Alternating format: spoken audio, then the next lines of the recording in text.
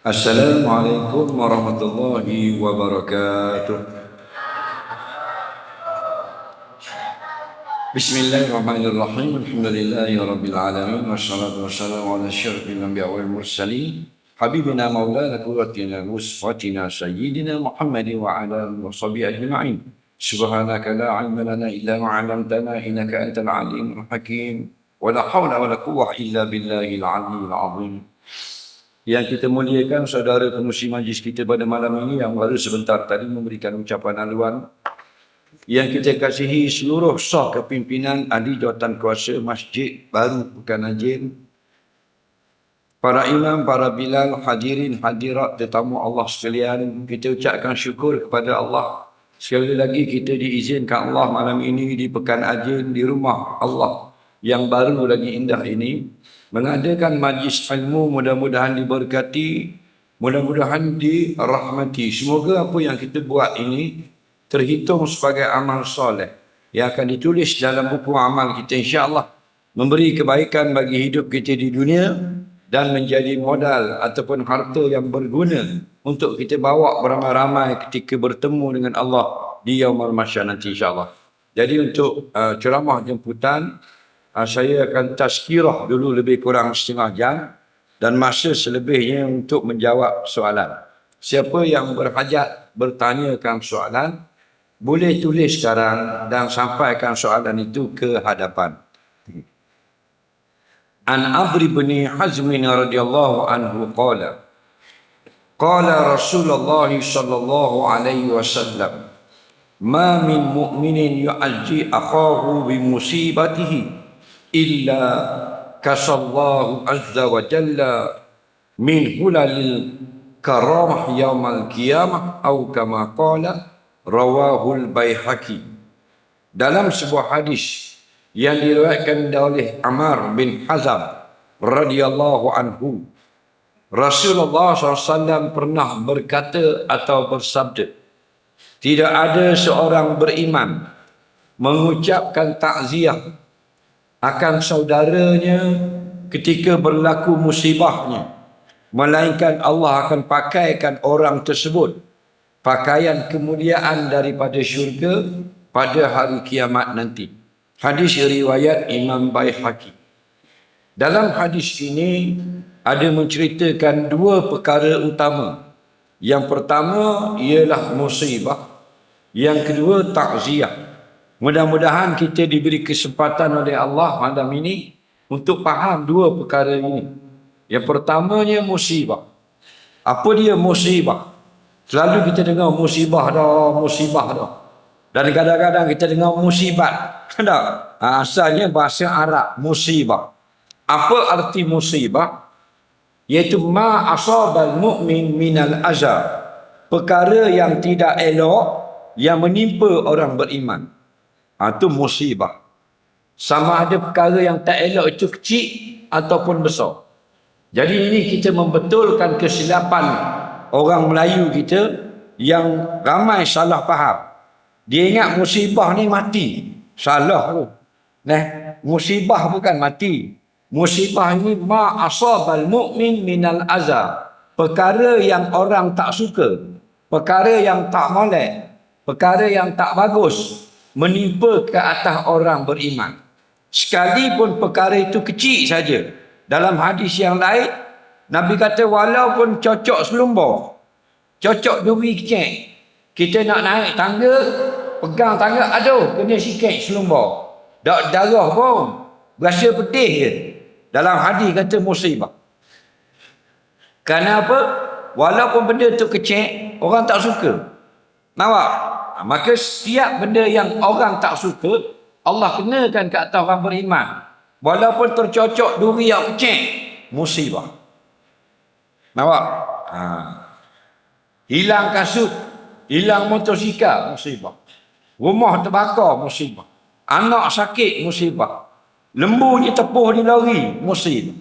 Kenapa? Semua tu orang beriman tak suka berlaku dalam hidup, betul tak? Jadi mula sekarang kita betulkan balik persepsi kita yang salah. Kita anggap musibah tu mati je. Maka kita pun bila mati baru kata inna lillah. Nak hilang selipar tak kata inna lillah. Anak demam tak kata inna lillah. Allazina idza asabatuhum musibah qalu inna lillahi wa inna ilaihi raji'un. Orang beriman apabila berlaku musibah mereka berkata inna lillah. Kita semua kepunyaan Allah. Nah, wa inna ilaihi raji'un, kita akan kembali kepada Allah untuk dibicarakan. Comel jadi orang beriman ni. Allah uji dengan musibah, inna lillah. Allah beri dengan nikmat, alhamdulillah. Semua sebut Allah. Nah, orang kafir tak. Bila dapat nikmat, dia puji berhala dia. Tapi bila hilang nikmat, dia dimarah berhala dia. Nah, dia kata aku sembah 40 tahun, sia-sia saja. Sakit juga anak aku. Dia marah berhala dia. Orang beriman dia lain. Nah, Allah beri hak molek, alhamdulillah. Allah beri hak tak molek, inna lillah. Jadi comel sokmo. Nah, lepas tu Nabi kata orang beriman makan pun dapat pahala, puasa pun dapat pahala, tak puasa pun dapat pahala. Maksud di sini puasa sunat lah. Yang hari Isnin kami dia puasa, dapat pahala. Isnin kami tak puasa, dia makan, tapi dia ingat tu rezeki daripada Allah, dapat pahala tau. Nah, beribadat dapat pahala, makan pun dapat pahala. Berpuasa pun dapat pahala, buka puasa pun dapat pahala.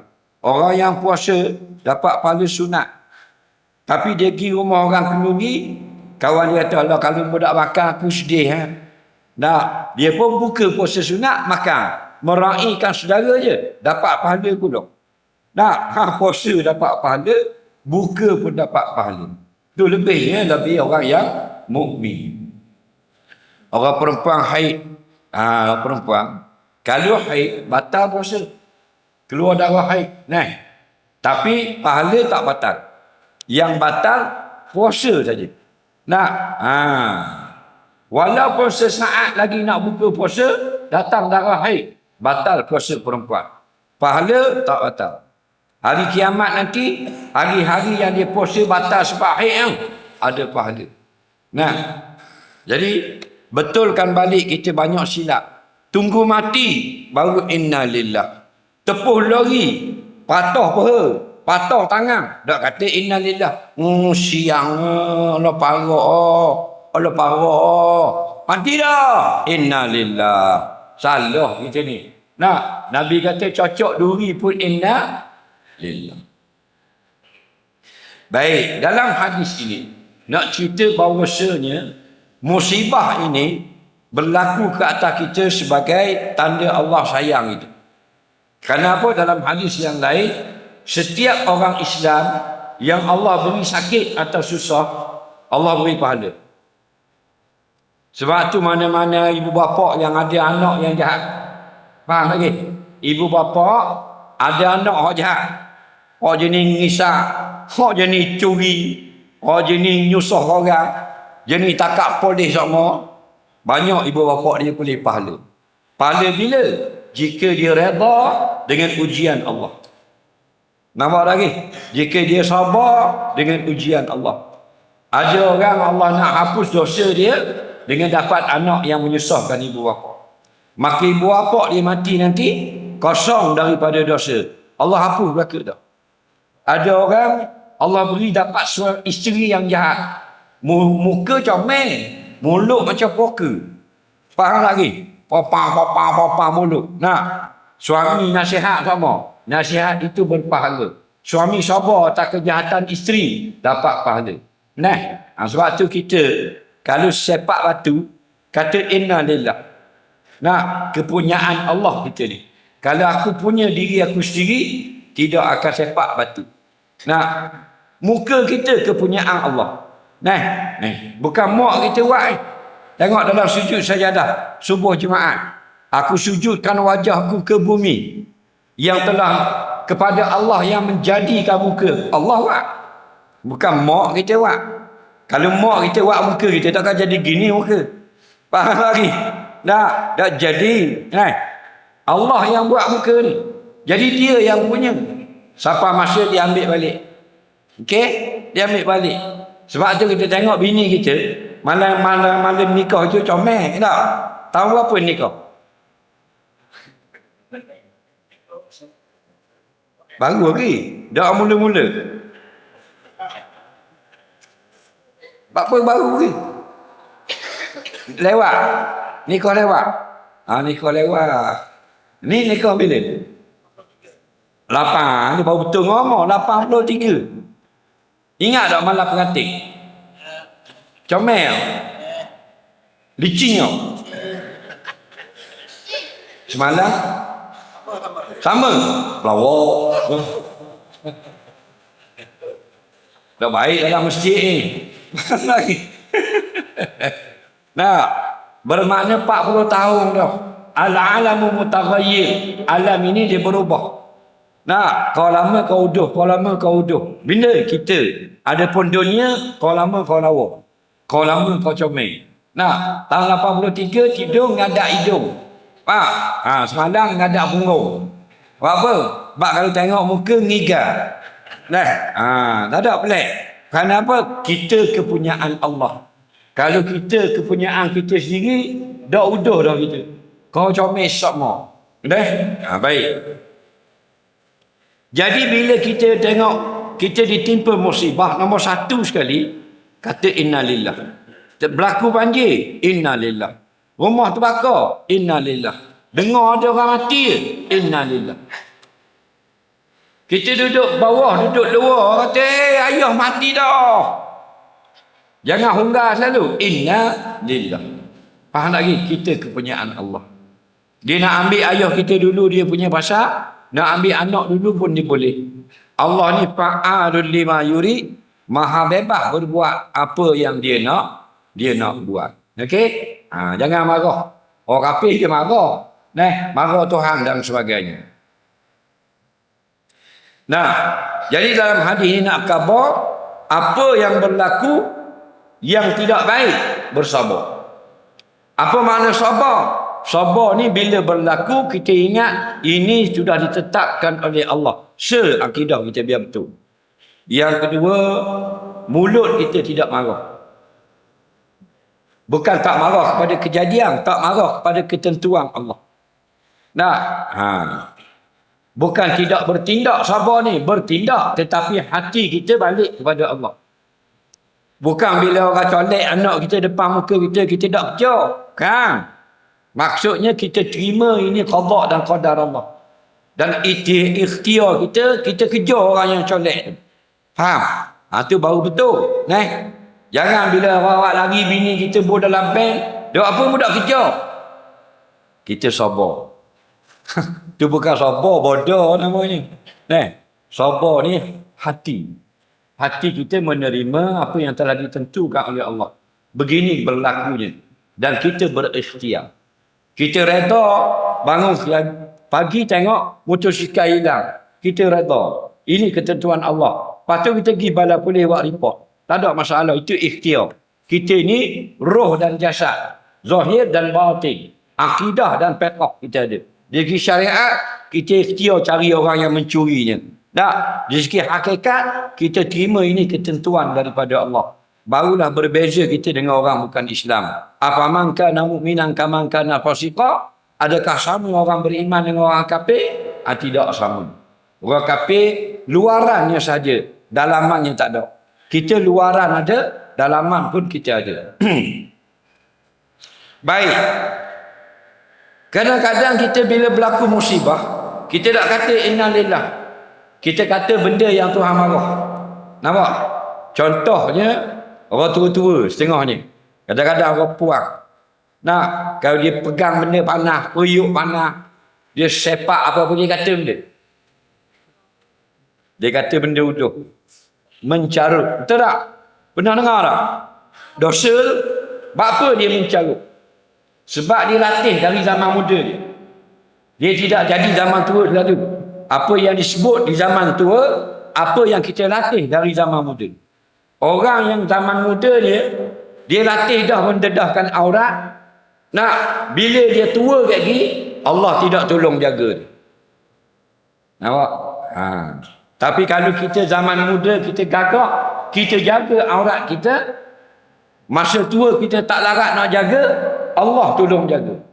Faham tak ya? Lepas tu setengah-setengah orang tua, Kaki masjid dah, tak tutup aurat. Dia kaki masjid, tak tutup aurat.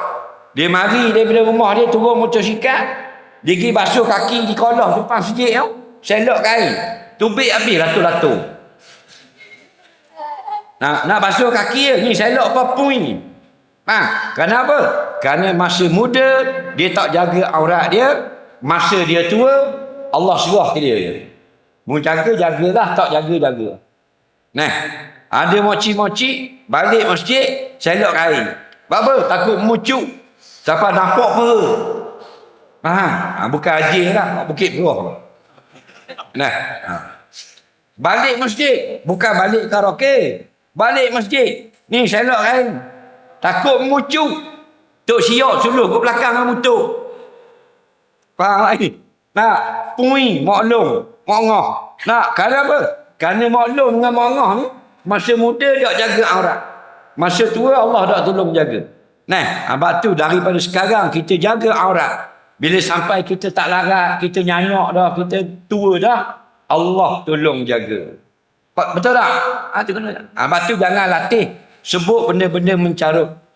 Nah, apa salah kalau kita pegang periuk panas, sepak anak kucing, cicak jatuh atas tangan, kata Allahu Akbar, Subhanallah. Nah, kita akan terbawa-bawa sampai ketua. Pegang periuk panas, Allahu Akbar.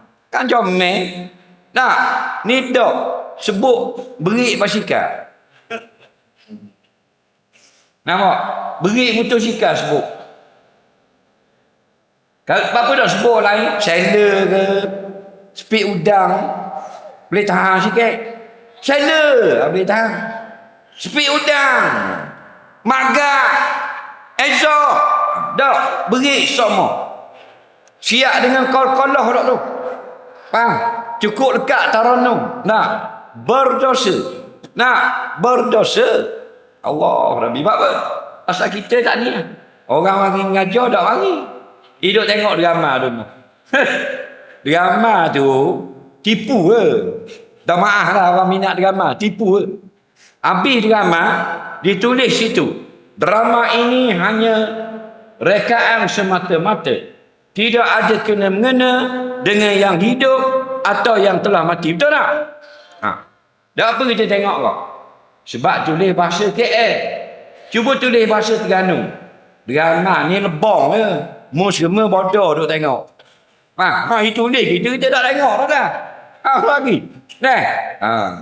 Tapi duk layang ke drama daripada anak dara ni jadi tok orang. Duk tengok lagi. Bukan kita larang tengok. Hiburan tu tidak salah. Tapi orang duk mengajar sifat 20 kita tak pergi dengar. Orang ngajar fiqh sah batas semayang tak pergi dengar tak. Orang ngajar Maulidur Rasul pun tak pergi dengar. Lepas tu tua dalam bodoh. Tua dalam jahil. Ini masalah. Jadi pada penduduk Haji Tahniah lah. Nak ucap tahniah. Pasal masjid ni hebat kan. Masjid Kaabah kita tak comel gini. Bandar tu. Betul tak? Dengan comel, dengan kipas hari kota. Nak? Dengan duduk sejak Allah Rabbi. Kalau tak mari kau bodoh. Nampak tak? IJK buat molek. Tak usah kira parti-parti lah. Kau nak singgah imarah masjid. Jadi balah faham jadi balik pada firman Allah, wa'tasimu bihamdillah. Betul tak? Bersatu kamu atas nama Islam belaka. Jadi balah rugi lah kita. Ni dapat masjid baru, kita berhenti balah. Kita periduk pula agama kita balik. Banyak benda dah hukum hakam kita tertinggal ke belakang. Disebab dengan manusia ni lara untuk cari harta benda. Betul tak? Jadi Allah beri kita sekarang kemudahan. Masjid comel gini, pakat mari ramai-ramai. InsyaAllah, siang hari kita cari pakat kedarah 10 jam. Malam kita mari ni akhirat sejam. Sudah memadai di sisi Allah. Siang cari pitih. Waktu gaul seming di Sungai Tau, waktu ikat mozaik di tengah Jaya, waktu pergi buat rumah dia kena jetih, waktu bawa bank tak kena ngesing. Tak apa, siang cari harta benda, malam kita cari akhirat 1 jam. Sudah memadai. Bila ditimbang, menang akhirat ada lagi, insya-Allah. Jadi bila berlaku musibah, sunat orang yang mendengar orang lain dapat musibah, kita ucap takziah. Okey? Ucap takziah. Ni yang hadis tadi. Nabi kata barang siapa yang mengucap takziah kepada saudara-saudaranya, kawan-kawannya yang ditimpa musibah, orang yang ucap takziah itu Allah akan beri pakaian syurga pada hari kiamat. Bila pakai pakaian syurga, maksudnya masuk syurga lah. Takkan pakai pakaian syurga, lepas tu masuk neraka ramai-ramai. Kan gitu. Hang lagi. Pakai pakaian syurga, masuk syurga lah. Adik nak masuk syurga tak? No. Orang baik nak masuk syurga. Syurga ni tak usah orang baik. Orang jahat nak masuk. Nampak? Tengah curi buah sawit tu. Tengah akuk buah sawit orang malam-malam. Kita kata, bro, curi ke? Sikit-sikit je, Ustaz. Nak masuk syurga ke neraka? Syurga lah, Ustaz. Tengah curi, dia nak syurga. Lebihnya syurga ni, betul tak? Mak dadah, tengah cocok dadah, tak sekok. Kalau kita tanya, mau isyak dadah? Dadah. Dah bila nak berhenti? Tengok 10 tahun kira berhenti. Nak masuk syurga neraka? Syurga lah, bro. Nak masuk syurga. Padahal cocok dadah, tekok. Dia nak syurga, nampak? Kerana syurga ini dambaan sekalian umat manusia. Orang kafir pun nak masuk syurga. Kalau kita pergi di Spain, Spanyol, dengan Portugal, kebanyakan gereja-gereja di sebelah dalam dilukis gambar-gambar syurga, gambar bidadari dan sebagainya. Keyakinan orang Kristian sangat tinggi tentang nak masuk syurga. Begitu juga orang Yahudi. Dia percaya dia masuk syurga. Satu hari, orang Yahudi mengajar di Madinah. Tengah mengajar kitab Taurat dia. Orang Nasara, orang Kristian lalu. Jadi kata ustaz Yahudi tu, orang Yahudi saja masuk syurga, orang Kristian tak masuk. Lari orang Kristian, malu. Esok orang Kristian pula mengajar. Yahudi lalu. Orang Kristian kata, Kristian yang masuk surga, Yahudi masuk neraka. Lari. Nabi pun siapa? Kristian ke Yahudi? Dua-dua dah masuk surga belaka. Faham? Dua-dua lagi. Yang masuk surga orang beriman. Tak kira kulit warna apa. Itulah. Siapa beriman, masuk surga. Walaupun orang Habsyi, hitam legam, hamba abdi, lagi pula hina. Nabi pernah pesan, Al-jannatu lil muti' walau kana abdan habasyiya. Syurga itu untuk orang yang taat, walaupun orang itu hamba abdi keturunan Habsyi hitam legam. Wan naru lil asyi, dan neraka itu untuk orang yang derhaka, walau kana sayyida Quraisyya, walaupun dia orang keturunan Said, lagi keluarga Quraisy yang sangat mulia. Nampak? Jadi kita orang haji berlakulah kematian. Orang kata mati dah. Pak mak mati dah. Kita pergilah ziarah rumah pak mak. Faham lagi? Kerana pak mak mati, kita sapa di rumah pak mak, kita ucap takziah. Itu maksud hadis ni. Siapa yang ucap takziah pada orang yang berlaku musibah, Allah beri dia pakaian syurga. Pendek cakap, dia dapat syurga Allah di akhirat. Dak mati ni accident. Pak mak patah kaki. Faham? Accident. Kita pergi ziarah pak mak, jumpa pak mak. Faham? Di hospital, kita ucap takziah pada pak mak. Kena betul molek tau. Selama ni kita ucap takziah, mati je. Orang sakit tak ucap takziah, salah tu. Apa pun, kalau musibah, ucap takziah. Faham lagi? Orang sakit, orang rumah dia bahani banjir, ucap takziah. Motosikal dia hilang, ucap takziah. Selipar hilang, ucap takziah. Selipar hilang, Tok Siok tubik-tubik nangis situ, tengok selipar tak ada. Tok hilang tu dah warna, siapa nangis, bayi hilang selipar nangis juga. Tok Siok kata selipar aku payah dah nak beli. Selipar aku mana? Selipar aku tak ada pijak bunyi pik. Pijak bunyi pik. Payah lah. Kalau budak-budak banyak, orang tua payah jumpa gitu. Menangis Tok Siok. Dah apalah, ucap takziah. Faham? Ni mudah ucap takziah. Dulu pergi kampung ucap takziah. Jumpa depan mata. Nak. Ni ada WhatsApp. Nak. Ada berlaku musibah saudara kita di Tengah Jaya, di Bukit Besi, di Kemamang, di Kuala Lumpur, kita hantar WhatsApp. Facebook, TikTok boleh. Nak ucap takziah. Faham lagi? Kita yang tukang ucap takziah ni dapat masuk surga akhirat kali. Sebab Nabi kata, illa kasallahu azza wa jalla min hulalil karamah yaumal qiyamah.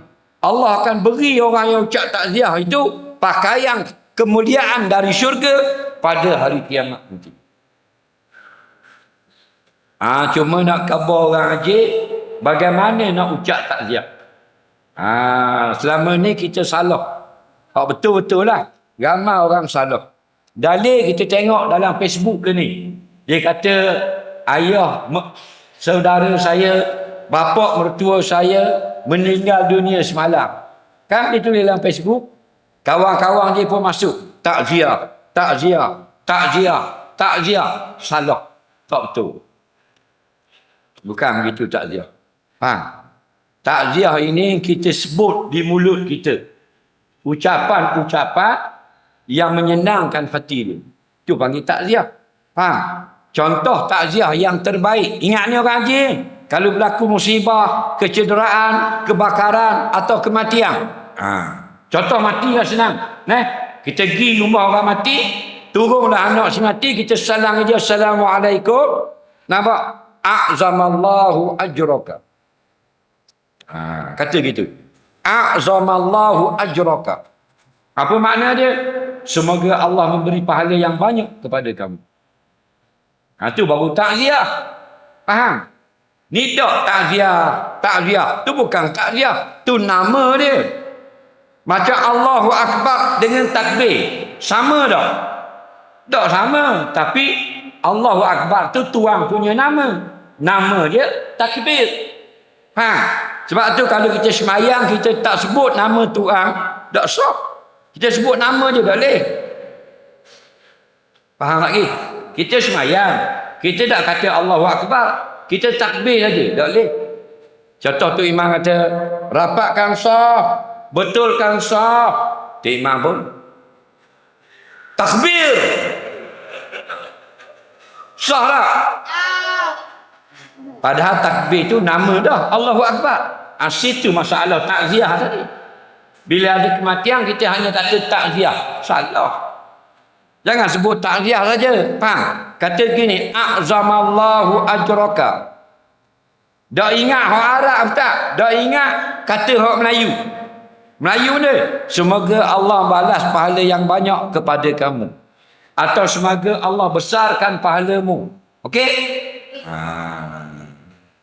Lagi kita nak lagi yang sempurna. Yang sempurna 3 ayat. A'zamallahu ajraka. Nampak? Wa ahsana azaaka. Wa ghafara limayyitika. Kalau kematian. Apa makna?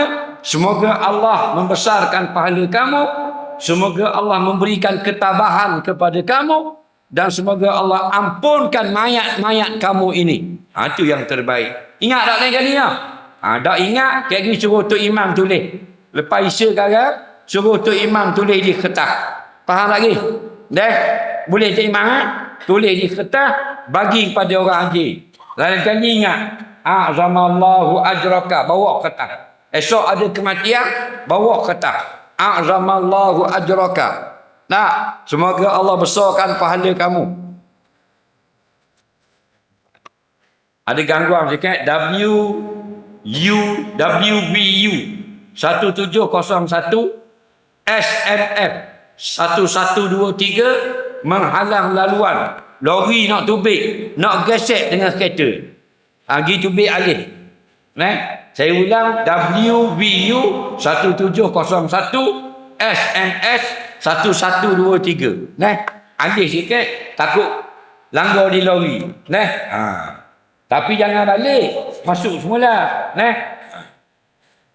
Masuk, rugi balik. Rugi kalau kita balik. Mana tahu malam ni kita mati. Ni dah ceramah terakhir kita, betul tak?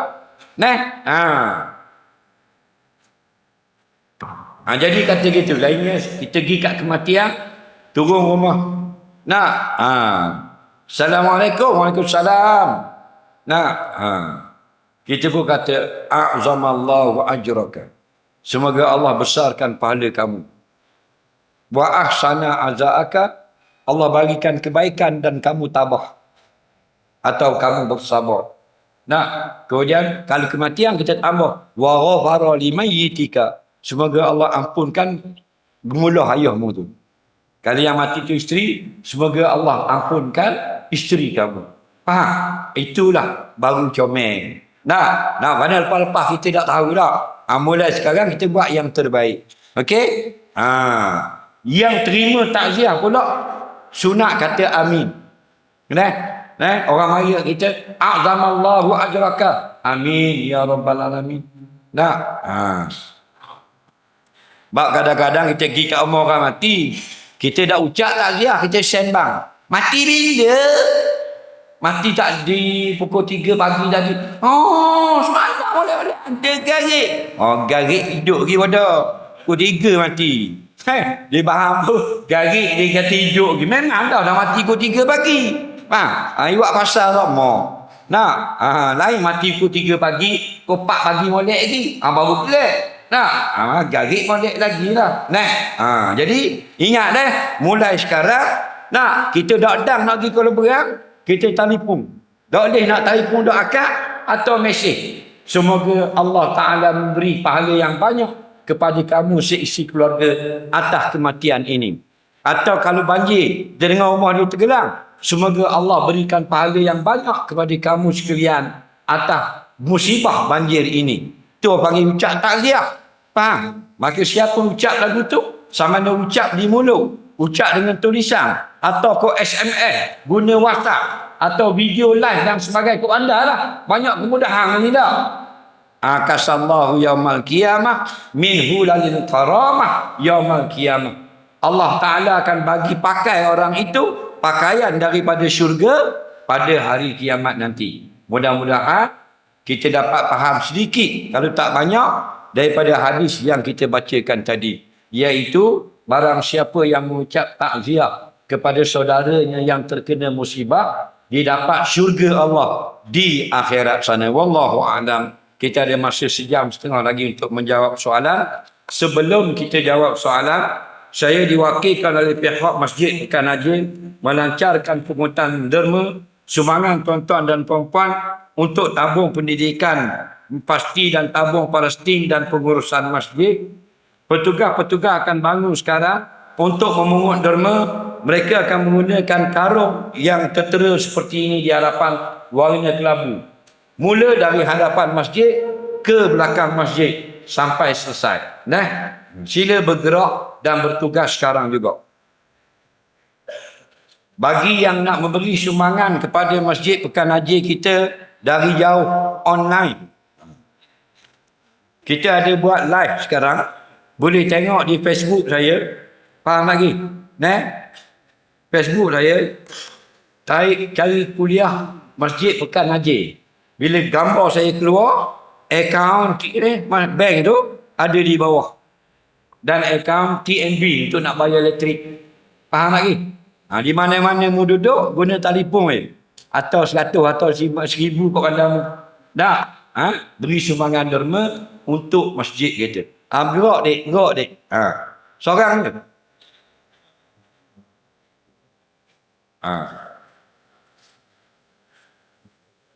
Bagi yang nak beri sumbangan online, masjid kita guna bank rakyat. Nombor akaun 1101466904. Yang nak bayar bil api TNB 2208551041. Pelan-pelan dek. Pelan-pelan. Bagi kat dia. Jangan laju. Slow.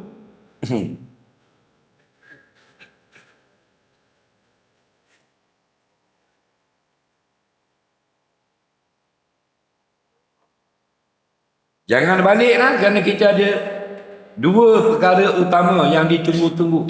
Yang pertama, kita akan masuk sesi soal jawab agama ni. Baru tunggu tiap malam, baru tunggu ni. Dah. Kerana macam-macam masalah boleh selesai. Tak? InsyaAllah. Dan yang kedua, kalau kita balik rugi, iaitu saya dimaklumkan oleh pihak jawatan kuasa masjid, lepas sembahyang nanti kita ada jamuan besar-besaran di rumah masing-masing. Okey? Betul? Ha.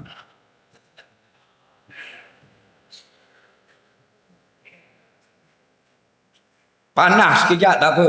Pasal ramai dia naik abu. Tak? Tak apa. Sebab kita hidup lagi. Yang mati di alam barzakh tak boleh balik tau. Panas-panas lah. Betul tak? Kita panas sekejap ni balik rumah sejuk lagi. Dah? Sabar juga.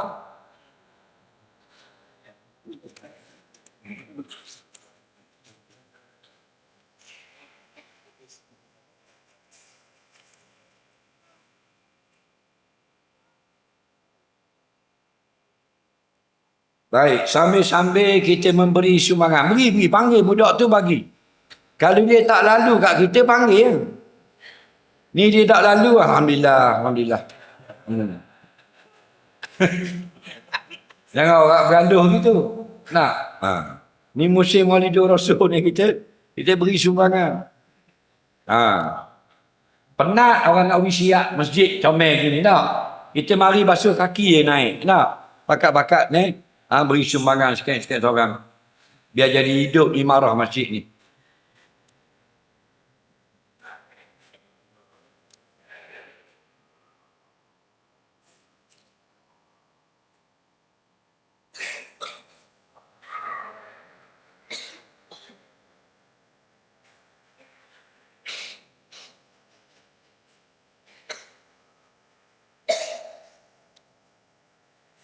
Baik. Sambil kita memberi sumbangan derma, kita tengok soalan orang rajin. Okey? Soalan yang pertama, walaupun saya mula menjawab soalan, yang kutip derma jangan berhenti. Kutip sampai selesai. Kan? Kutip sampai selesai.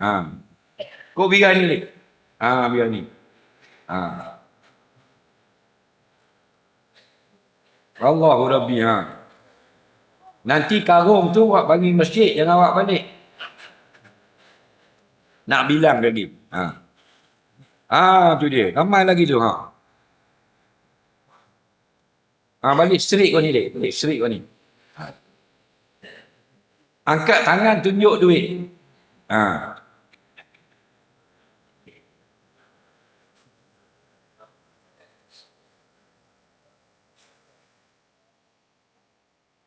Ramai ribuan orang. Ni hebat orang rajin. Masjid besar gini penuh juga. Nampak?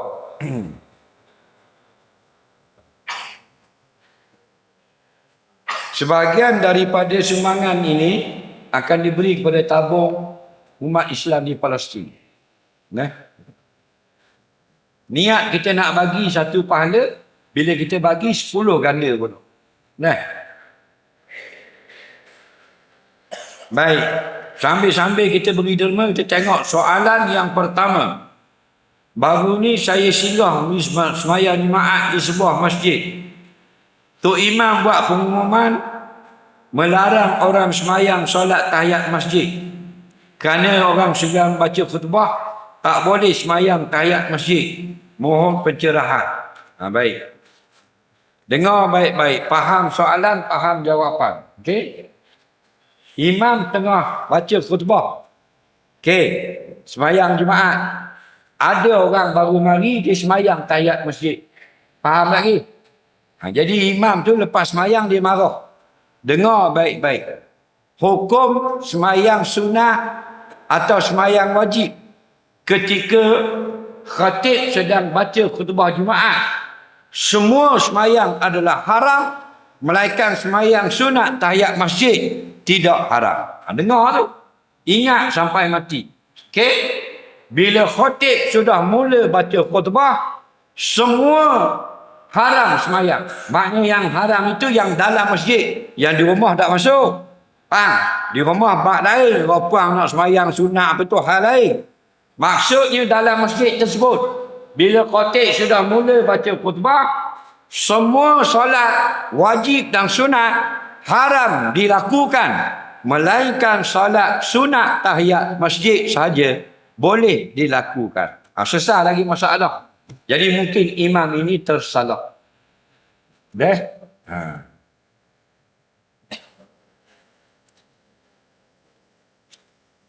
Soalan kedua, saya baru balik haji, tapi saya baru ini diuji di Mekah, iaitu mata tak tahan tengok kecantikan perempuan Arab. Adakah haji saya diterima? Nampak? Ayah haji tanya ni. Dia kata baru ni dia pergi Mekah buat haji, tapi ada satu ujian. Dia diuji oleh Allah, tengok perempuan agak comel-comel. Jadi adakah hajinya diterima? Bagus soalan ni. Ingat, bukan dia saja. Semua kita ni lepas pada beribadat kena mari rasa bimbang, takut Allah tak terima. Kena ada buah. Barulah Allah terima. Jangan lepas ibadat berasa regeh dah, pakai regeh dah, terima dah, Allah tak terima. Ingatlah kata ulama, lepas buat ibadat biar ada dalam hati kita takutnya kalau Allah tak terima. Biar ada. Dia panggil sifat khauf atau rasa gerun, rasa gentar, bimbang, takut Allah tak terima. Okey. Orang lelaki dia juga berlari kepada perempuan. Itu adalah fitrah dia panggil. Sebab tu dalam Quran sebut zuyyina linnas hubbu syahawati minan nisa. Orang laki-laki ni dia memang berlari tengok perempuan. Siapa sini orang lelaki tak minat tengok perempuan, ciakat tangan. Kalau tidak mati pucuk, gay. Faham lagi? Nampak tak? Tu saja lah. Tu. Cik umur berapa pakcik? Umur berapa? Umur berapa? 72. Muda lagi. Dia tua ni 97. 72 muda. Suka tak tengok perempuan? Suka? Tengok. Betul tak? Ini yang Al-Quran kata, zuyyina linnas hubbu syahawati minan nisa. Jenis laki-laki ni seronok kepada wanita. Betul lah tu. Faham? Jangan marah dia. Yang kita nak marah dia, dia suka kepada laki-laki. Tu baru kita marah. Faham lagi? Perempuan sama perempuan, laki-laki sama laki-laki. Itu tak boleh. LGBT. LGBT. Lembu gila, bagu terlepas. Itu bahaya tu. Laki dengan laki, perempuan dengan perempuan. Faham lagi? Jadi, oleh kerana Allah tahu kita ni laki-laki suka tengok perempuan, bila ada, hendaklah kita jaga mata kita. Faham tak? Dia uji lah tu. Dia tahu dah kita berlahir perempuan. Dia buat perempuan depan. Kita tengok sa'i, tengok agak lawa-lawa. Allah. Dah Bukit Timah kita gelepar dah tengok. Janda Bukit Timah jual sup. Faham lagi? Padahal betis besar batang naka. Kita gila dah tengok. Tu hak Bukit Timah. Hak Bukit Bading baru. Faham? Hak ni agak. Mata hijau sebelah, biru sebelah. Mata perpaduan ummah. Jangan politik contoh. Pipi macam buah strawberry. Agak kan? Comel tu orang buat. Morocco, Algeria, Tunisia, Libya, Mesir, Jordan, Syria, Bahrain, Kuwait, Yaman, Oman, Djibouti. Lawa-lawa. Batu kan? Masa sa'i tu tunduk sikit. Jangan tengok kan? Dia tengok sa'i. Cokok dah. Dah berapa agak. Hidung ni macam burung haji udang duk tak wayang. Hidung boleh sakup baju. Jaga mata. Kullil mu'minin yahudduna min absarihim. Kau perintahkan orang-orang laki-laki yang beriman supaya mereka jaga pandangan mata. Kalau ada lawa-lawa tu tunduk tengok ke bawah. Semua tu ujian. Adakah Allah terima haji? InsyaAllah Allah terima. Cuma haji kita tu mabrur. Macam sembahyang jemaah lah. Kalau full dapat 27. Tapi ada orang tak full. Dapat 24. Ada 23. Nak. Ada 25. Ada 19. Tak apa dah. Nak. Tak ada masalah. Jasa memanglah. Benda lah tu ujian. Tak. Dia tidak merosakkan haji. Dia mengurangkan fadilah. Faham tak lagi? Kita semayang, kita baca tak berapa comel. Tasbih kita tak berapa molek sebutan. Haji solat kita tak batal. Okey? Cuma fadilat kita berzikir kurang. Soalan seterusnya.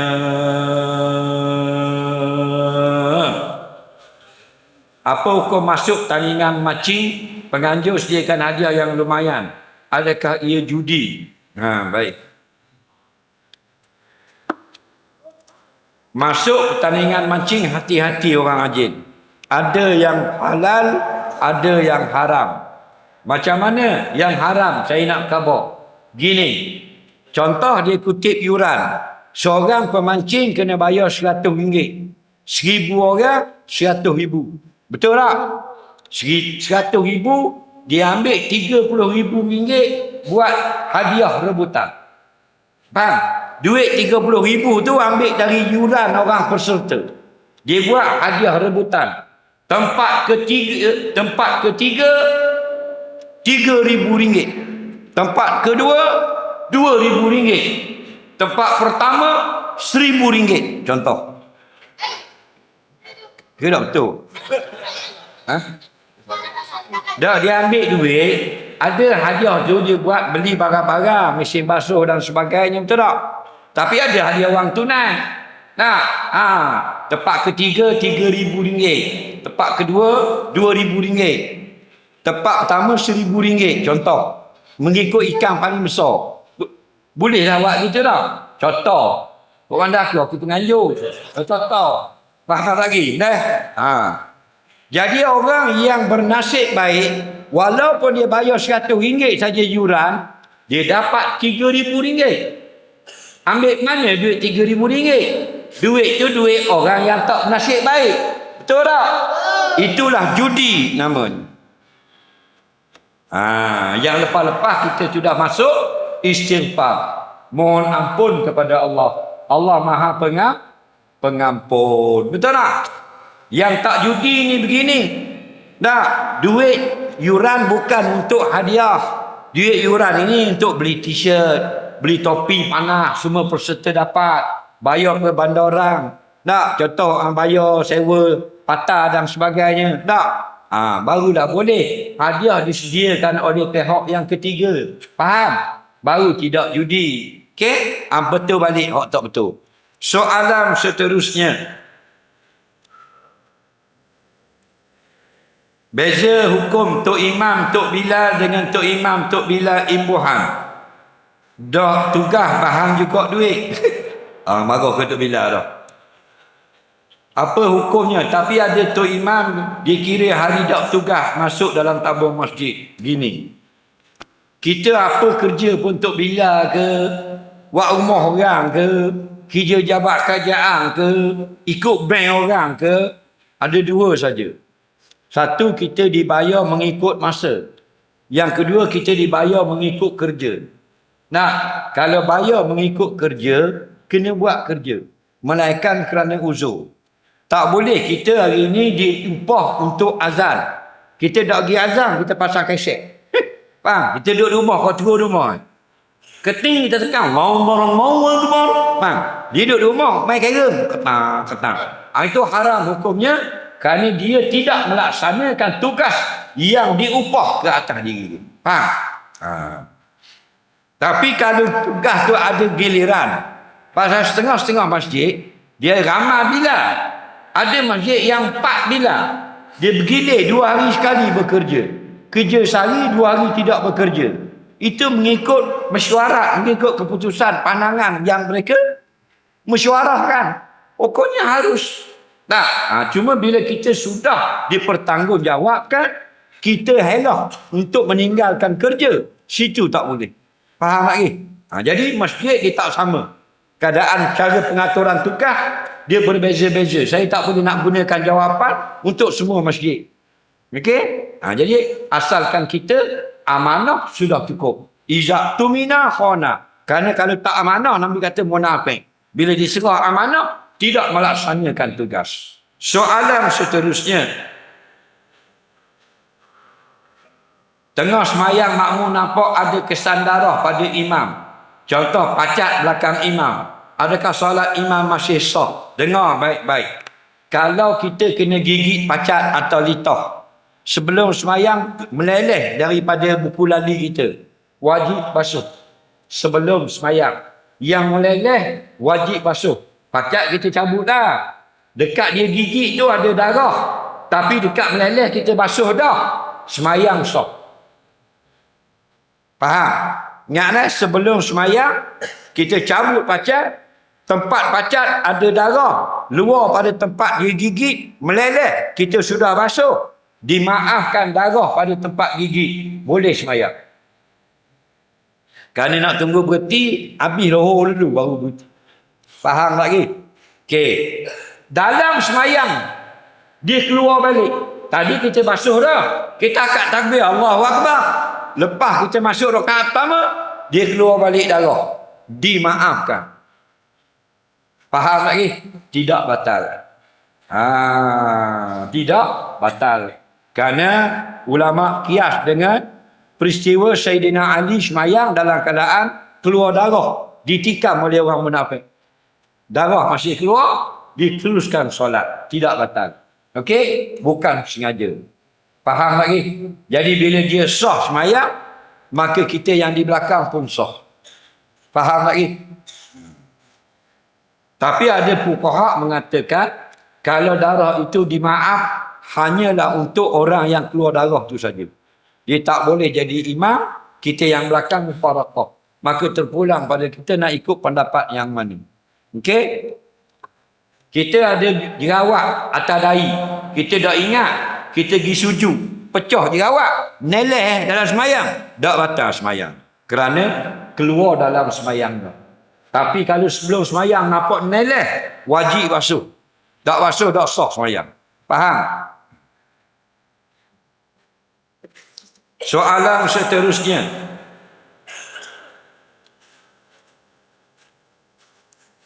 Lembu tak ada tuang.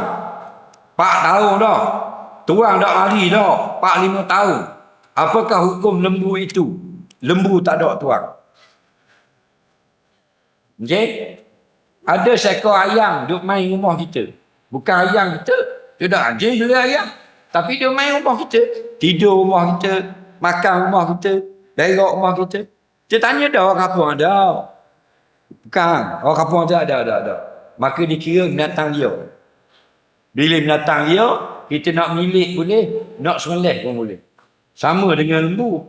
Ada lembu yang telah masuk kategori lembu liar. Ya, dia mula ada tuang.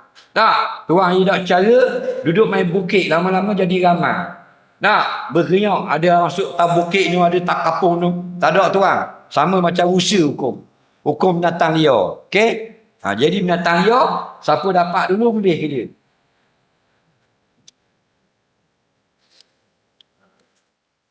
Soalan seterusnya. Apakah makna nazar? Adakah dengan menyebut aku menang hadiah wang tunai ini?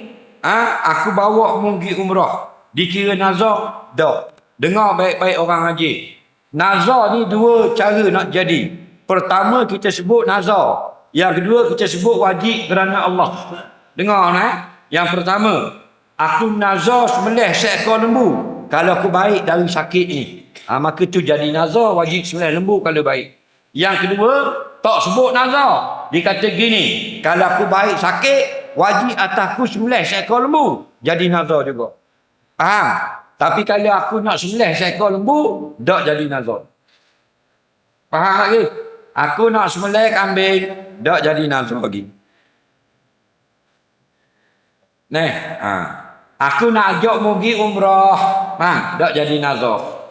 Aku nazar kalau aku lulus dak peperiksaan, aku akan bawa mak aku pergi umrah.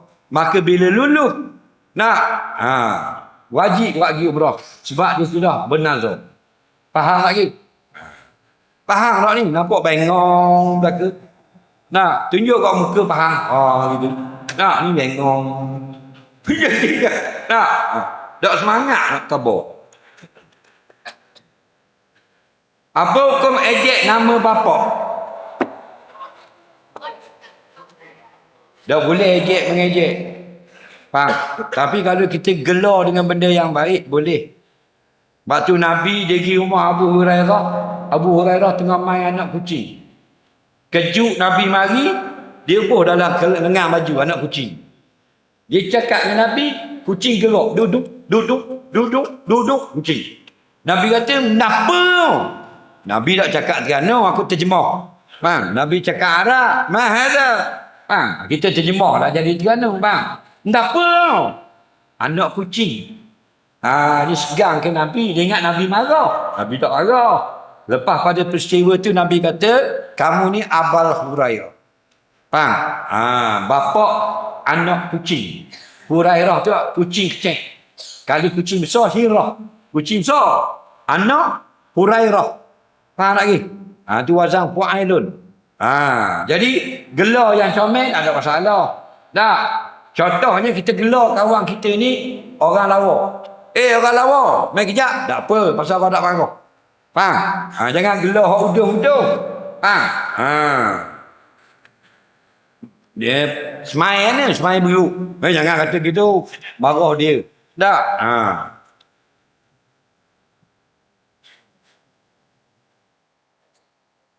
Kampung saya kalau ada orang mengajar, ada orang baca Quran, boleh tak? Boleh. Tapi jangan kuat. Dengar dah, baca Quran dapat pahala. Tapi kadang-kadang tak boleh. Kerana tengok majlis. Kalau majlis tu majlis orang majlis ilmu, mu tak mau dengar tak apa. Ambil Quran, duduk jauh sikit pada orang, baca perlahan. Quran ni tak nanti baca kuat, perlahan sudah memadai. Faham? Jangan orang tengah mengajar, mari duduk depan tu. A'udzubillahi minasyaitanirrajim. Boleh terajang tak pada dia. Dia panggil biadab, tidak hormat majlis ilmu. Faham tak tu? Sembahyang pun dilarang depan orang. Kita tengok majlis ilmu, kita nak sembahyang tahiyat. Jangan sembahyang depan meja kuliah. Pergi tepi-tepi masjid. Jangan ganggu pandangan orang. Kerana memuliakan majlis. Faham? Soalan seterusnya.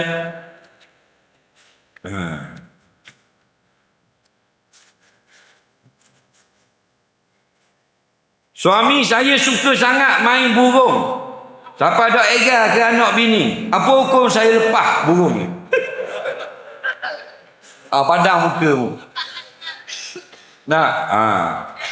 Laki dia kuat main burung. Burung hak terbang lah, bukan burung laki dia, burung hak terbang. Burung dia sini kalau orang main. Angguk tu. Kiu-kiu. Burung dia? Burung kuku.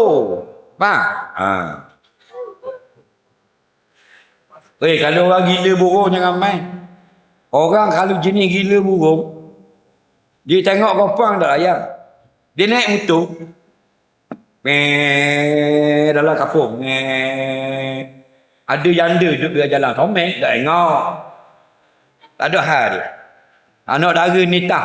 Buat dok. Tapi nampak burung titik duduk atas dahan. Lacor terus motosikal lagu. Biung lacor. Nerak dia apa gitu. Hitam burung. Dia jangan main. Tak. Gila burung. Gila lagi. Tak pasang empat nyamuk tu mah. Sebab apa? Kalau pasang empat nyamuk, burung tu lari suara. Kan burung kan dia berlagu. Lari taronong dia. Jangan main. Dia ada, dia pandai. Dia ada ikhlak, ada ispak hakiki. Bunyi belakang. Ispak hakiki mari ikut belakang. Jangan main. Tak pasang abang nyamuk. Apa? Kalau pasang abang nyamuk, burung lari sikit. Burung jadi batuk. burung jadi. Lepas itu semua, anak rela gigit nyamuk tak apa, bini gigit nyamuk tak apa, burung kerana suara sedap. Tu gila tu. Tu bukan hobi dah, gila babi namanya. Orang je ada gitu dah. Tak salah nak main, tapi jangan melampau batas. Inna Allah la yuhibbul mu'tadin. Allah tak marah kamu nak berhobi. Jangan melampau-lampau. Tak?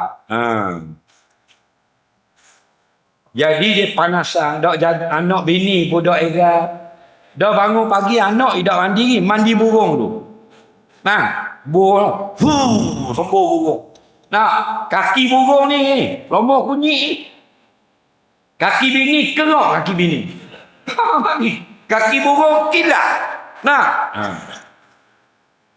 Kalau kita beli burung di Patani Selatan Tai, 2-3 ribu, ada surat beranak.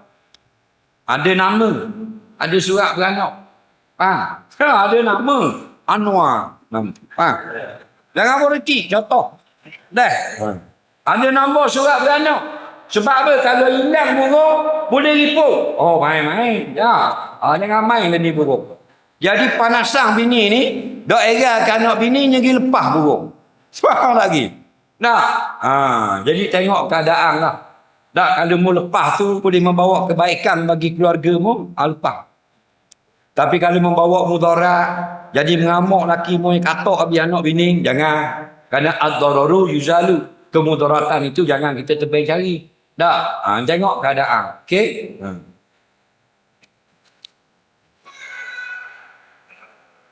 Apa hukum duit zakat keluar dengan cara sedikit-sedikit?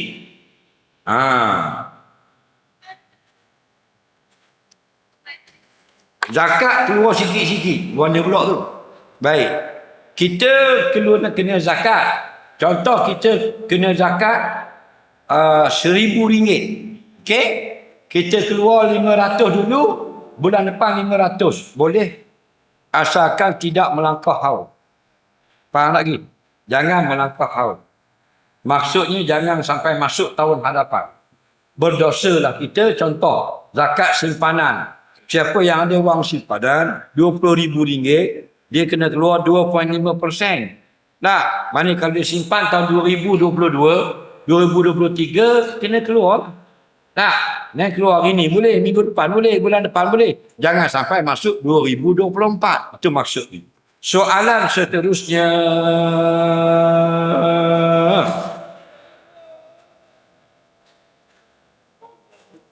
Saya suka kucing, tapi sebab berok atas kapet, saya tak suka.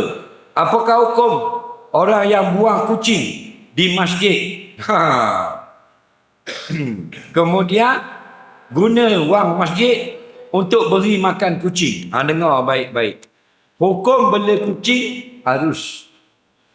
Hukum buang kucing harus. Dia kata haram, buang anak. Anak kita pergi buang, haram. Anak kucing hukumnya boleh buang. Ada 3 syarat nak buang kucing. Dengar baik-baik. Yang pertama, hendaklah kita letak pada tempat yang tidak berbahaya. Ada orang berhenti kereta, buah tengah jalan. Dalam 2 minit, lenyek di lori. Buah tengah jalan. Anak kucing.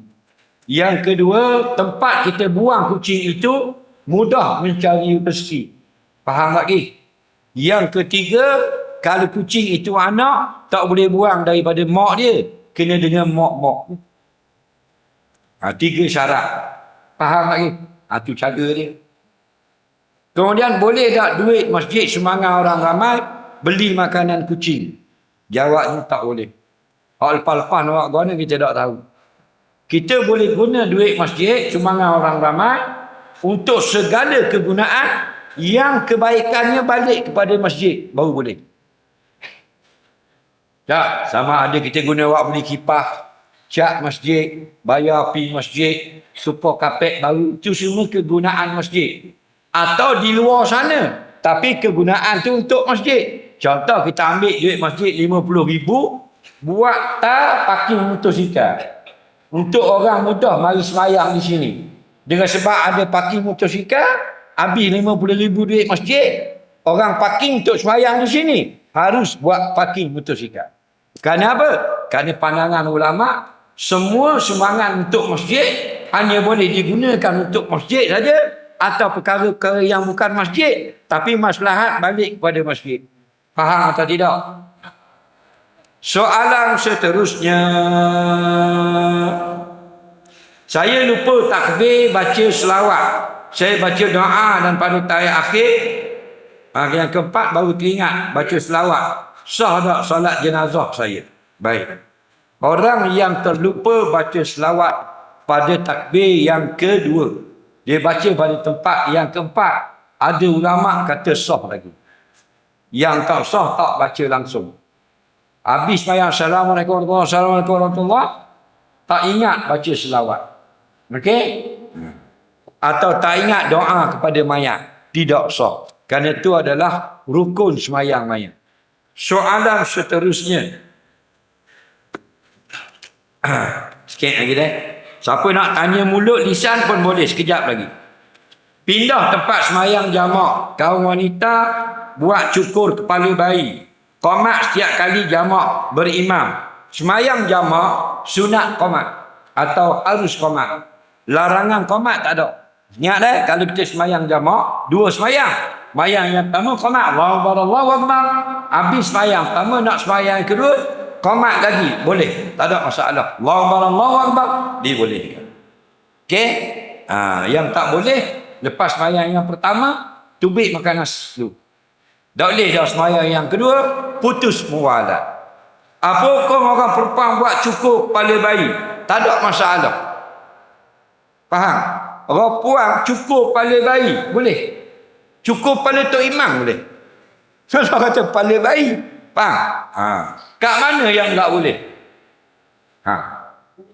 Nabi kata wa yuhlaku yauma sabihi. Bayi itu kalau lahir dicukur kepalanya hari yang ketujuh.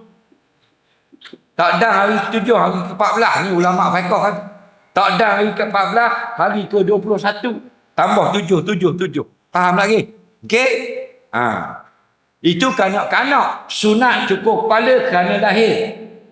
Tok Imam sunat tak cukur kepala dia? Harus. Okey? Orang tua cukur kepala harus. Faham lagi?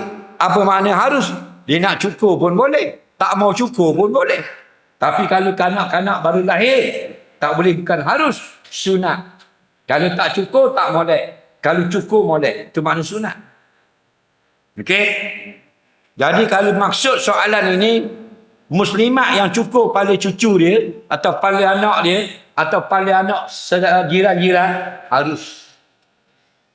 Yang dilarang ialah muslimat melaungkan berhaban kuat dengan speka tubik sekapung. Itu yang dilarang. Okey? Cukur kepala tak ada masalah. Buat majlis tertutup, puang belaka, tak ada masalah. Orang buat maulidul rasul dalam masjid pagi, semua puang belaka. Selawat ramai-ramai, tak ada masalah. Okey? Yang dilarang, perempuan mendendangkan suara berlagu-lagu di hadapan laki-laki yang ajnabi. Itu yang ada ulama melarang, ada ulama kata haram, ada ulama kata makruh, ada ulama kata tak comel. Soalan seterusnya.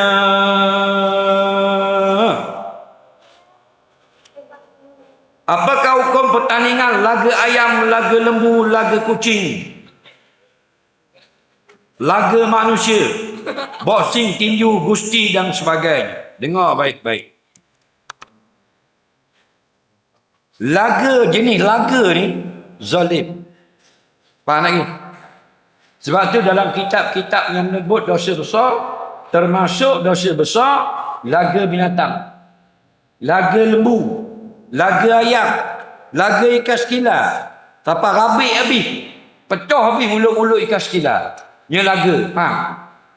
Bela ikan laga harus.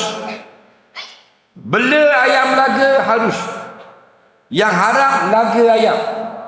Faham lagi? Ayam tu baka laga, tapi dia tak belaga. Dia bela pasal lawa. Harus. Yang haram bukan bela, laga tu. Maka apabila laga binatang haram, lagu orang haram tak? Haram lah lagu orang. Kita ambil kepala Tok Syok, kepala noja, lepuk kita tu. Faham? Haram lah. Menyakiti orang. Faham? Atau pertandingan. Pertandingan yang berlawang ni, ada yang harus, ada yang haram. Antara yang harus, gusti. Dalam kitab-kitab disebut gulat. Tapi mu jangan nampak gusti dalam tali besek tu. Faham? Gusti dalam Islam. Sekarang masih ada di negara-negara Turki, Armenia, Azerbaijan, Turkmenistan masih ada. Gusti. Faham? Dan Sayyidina Umar adalah ahli gusti yang paling hebat di zaman Nabi. Zaman dia kafir pun dia juara. Zaman dia sudah Islam pun dia juara. Sayyidina Umar ni kalau ni kau Undertaker. Juara WWF. Sayyidina Umar hanya pernah kalah sekali je, iaitu kepada Rasulullah sallallahu alaihi wasallam. Nabi lepon. Tapi gusti di zaman Nabi ni bukan gusti sekarang pakai spender gitu. Dia gusti dia bukan tumbuk, pegang lawan dia dan baling. Siapa yang melambung kalah. Faham lagi? Siapa yang boleh dilambungkan dia kalah. Dah, gitu. Contoh, contoh yang haram, semua sukan tumbuk muka tidak menggunakan pelindung, haram. Mu nak sebut nama sukan, sebutlah, kau pandai lah. Kerana Nabi larang tumbuk muka. Jadi kalau sukan itu menggunakan pelindung muka, tidak haram. Faham lagi? Jadi mu sebut sukan apa? Mu nak sebut boxing ke, taekwondo ke, judo ke, karate do ke, apa do ke, tak? Kalau jenis tumbuk muka, haram. Ini bukan fatwa, ini hadis. Okey? Jadi kita harap sukan-sukan seperti ini mulai sekarang gunakan pelindung muka. Kerana kita meraihkan hadis yang datang kepada kita. Dah.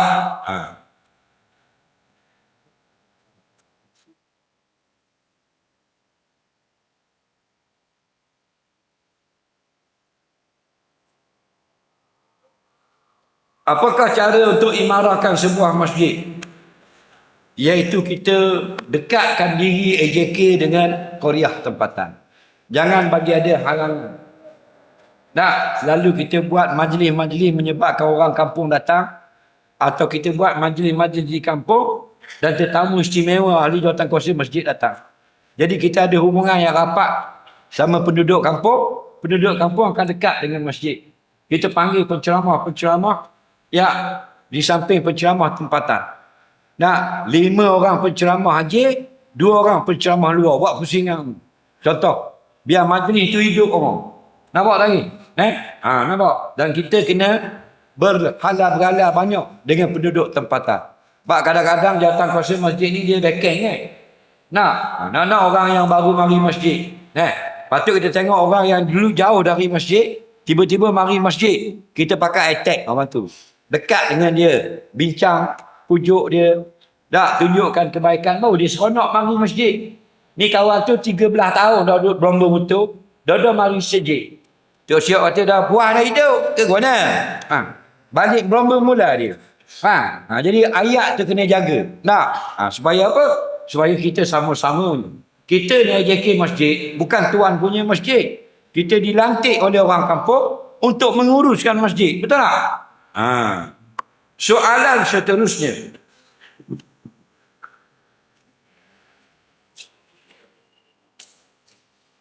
Jiran saya buat kandang lembu dekat bilik mak saya jadi busuk. Hukumnya tengok. Kalau kita suka busuk, tak ada masalah.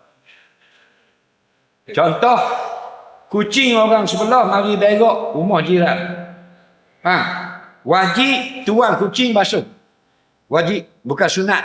Tuang kucing wajib ambil tahi kucing buang dan basuh. Melainkan tuan rumah itu suka. Bila tuan kucing nak pergi basuh, tuan rumah kata, jangan basuh. Kita minat tahi kucing. Tak apa. Jadi ada tak orang minat bau busuk lembu? Ada? Kalau ada tak masalah ada. Jadi kalau kita buat kandang menyebabkan rumah sebelah jadi busuk, dalam Islam kita bersalah. Dan kita akan disoal di akhirat nanti. Kerana kita kaedah kita la darara wala dirar.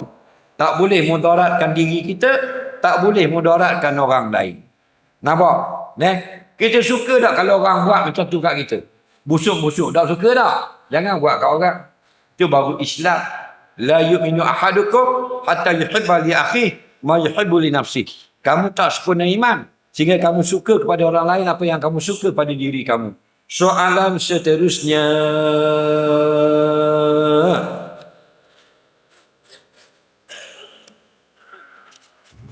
Saya bukan tak nak pergi majlis ilmu ustaz, tapi ada ustaz tu dia kata kat orang, apa pula dah. Dia kata dia tak mau mari dengar. Dia nak dengar sangat, tapi ustaz kata kat orang. Dah ustaz ada kata kat orang pun budak pergi dengar. Faham? Ya sebenarnya bukan mu nak dengar sangat, mu nak beri alasan. Dah kalau tak kata kat orang, takkan nak kata ke kambing. Turun Nabi tu suruh kata ke orang ke kata ke binatang? Kata ke orang. Turun kita kata ke orang. Tak kata tak boleh. Dah Rabbi. Setahun sekali mari masjid. Raya baru mari.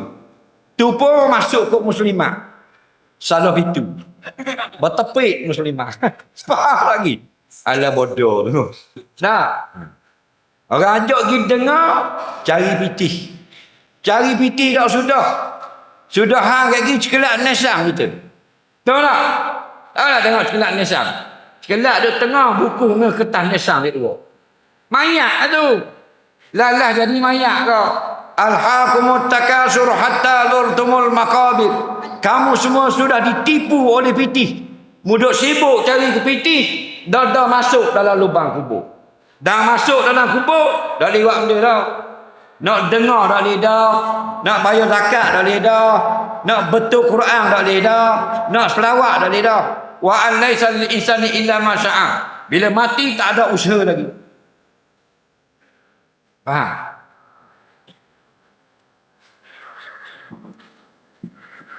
Orang ajak mari dengar macam-macam hal. Nah, tak boleh duduk lama. Tak boleh duduk lama sejik. Sakit lutut. Dan awak buat ni. Nampak? Orang kata maklum orang ngajar sejik aje baru siap no macam-macam ustaz mari. Kuliah duha, kuliah apa asar, kuliah garik, kuliah isya, kuliah subuh. Ustaz daripada Kuala Lumpur, Johor habis mari. Apa maklum tak pergi sama? Kita nak pergi hanya. Itu. Tapi tak boleh duduk lama rakit lutut. Rakit lutut molong. Ambil molong tu teruk dalam laga. Hidup wak mahal ke beras. 45 riyal dah lebih sekapik. Minyak tak turun-turun. Beras pula naik. Lah kali budak-budak dia main game. Tengah-tengah main game tekan tak gerak. Loh mana tak gerak ni? Tengok wayar molek dah. Tengok bateri ada. Tengok pelat nyala. Loh mana tak jalan ni? Game over. Lagi habis dah. Mana mati dah. Mati dah. Mati dah kan di lubang. Bila buh dalam lubang, tuhtanul mu'minun fi kuburihim sab'a layali. Difitnah orang beriman di alam barzakh 7 malam. Allahu Rabbi. Atau rumah sejak makan tahlil. Hok dalam kubur. Jeng. Marabuka. Soalan pertama, siapa Tuhanmu? Waman nabiyuka. Siapa nabimu? Wama dinuka. Apa agamamu? Dalam sahih, kitab-kitab sahih kata, kalau boleh jawab, diluaskan kubur sejauh mata memandang. Tuan rumah dalam kubur, Atas rumah orang duk tahlil. Oh, jangan main. Sini tahlil tak? Sini tahlil. Alhamdulillah. Tak ada masalah. Jangan duk dengar kan orang duk kata binaah. Tahlil tak? Faham? Hukum tahlil kematian tidak wajib. Dan tidak haram. Faham lagi? Siapa nak tahlil silakan. Siapa nak tambah tahlil tidak berdosa. Faham lagi? Cuma bila kita tahlil, kita ajak orang berdoa untuk si mati. Siapa yang panggil orang ke rumah dia untuk berdoa untuk si mati, dia telah melakukan perkara yang betul. Faham? Makan pun tidak salah. Faham lagi? Cuma tabiat kita tahu dah. Kalau malam 7 memang nasi.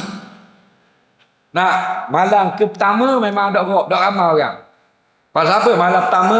Paung bodoh. Faham lagi? Paung bodoh dak ramai orang. Tok Imam pun slow tadi. La ilaha illallah. Jangan hati Tok Imam. Tapi kalau malam namak, kalau tidak sumpah orang minyak, dagang pak malau. Kalau tidak nasi minyak, nasi dagang. Tak? Pernah rumah pakai unit amal parking. Tak salah. Jangan kita niat nak pergi makan kedarah. Niat pertama kita pergi untuk berdoa kepada si mati. Dan adat tuan rumah, bila ada tamu datang, Nabi kata jamulah makanan. Faham lagi? Ingat dah? Kita jamu orang makan kerana mereka datang bertandan ke rumah kita berdoa untuk mak ayah kita yang meninggal dunia. Faham? Tuan rumah dapat pahala. Cuma nak cerita atas rumah orang bergembira, dalam kubur berduka cita. Betul tak? Baca talqin kat sini, baca talqin. Baca talqin. Jenazah masuk dalam kubur, tanam, Tok Imam pun duduk. Ya fulan ibnu fulan, iza ja'akal malakani al-muwakkalani bika wa bi amsalika min ummati Muhammad fala yu'ibak wa la yu'ijak fa'lam annahuma khalqum min khalqihi ta'ala. Oh, sedap. Wa iza qala laka man rabbuka wa man nabiyyuka wa ma i'tiqaduka wa ma qiblatuka wa man ikhwanuka wa ma dinuka faqul lahum bi lisanin bi talqin bila khaufin wala faza' Allahu rabbi wa Muhammadun nabi sampai habis. Wahai si fulan bin si fulan mayat, sekejap lagi datang 2 malaikat mungkar dan nakir kepada kamu wahai mayat. Jangan takut. Katanya Tok Imam. Faham? Mayat takut. Tok Imam duduk atas tu. Faham? Jangan takut. Tok Imam kata. Mayat kata mudah atas tu, jangan takut. Mari turun dalam ni. Ada hakikatnya berlainan. Betul tak? Atas tu dunia, dalam ni barzakh. Cuba tengah tukar kali. Malam ke-5 nasi kuning. Malam terakhir biskut jagung. Tengok gomong. Tok siap dah dia tengah hari dah akan nasi dah. Gomong kata ya, minta maaf dah saya buat malam ni ada kelainan sikit. Tak, biasa orang buat nasi, saya buat biskut jagung. Tu bila hati jangan gurau bodoh gitu. Tak apa. Dari lohor tadi dah makan kedarah. Tak? Itu buat kita suasana bukan larang tahlil. Nak khabar suasana dalam alam barzakh dengan atas rumah duduk jamu tu tak? Kan lain. Dalam tu tepik nak jawab soal malaikat muka nakir tak? Atas rumah tengok Nah. Tak, tu imam pula doa kul dimakan. Awak terbit makan dulu. Nah, dalam marah buka atas tu lau belakang lau. Ikan belakang. Ayam goreng belakang, kata imam ayam goreng. Tengok Tok siok ni gini cicok. Tengah-tengah cicok rasa gemuk dalam lengan. Tengok ikan goreng masuk dalam baju. Tapi bukan haji lah, Bukit Wading.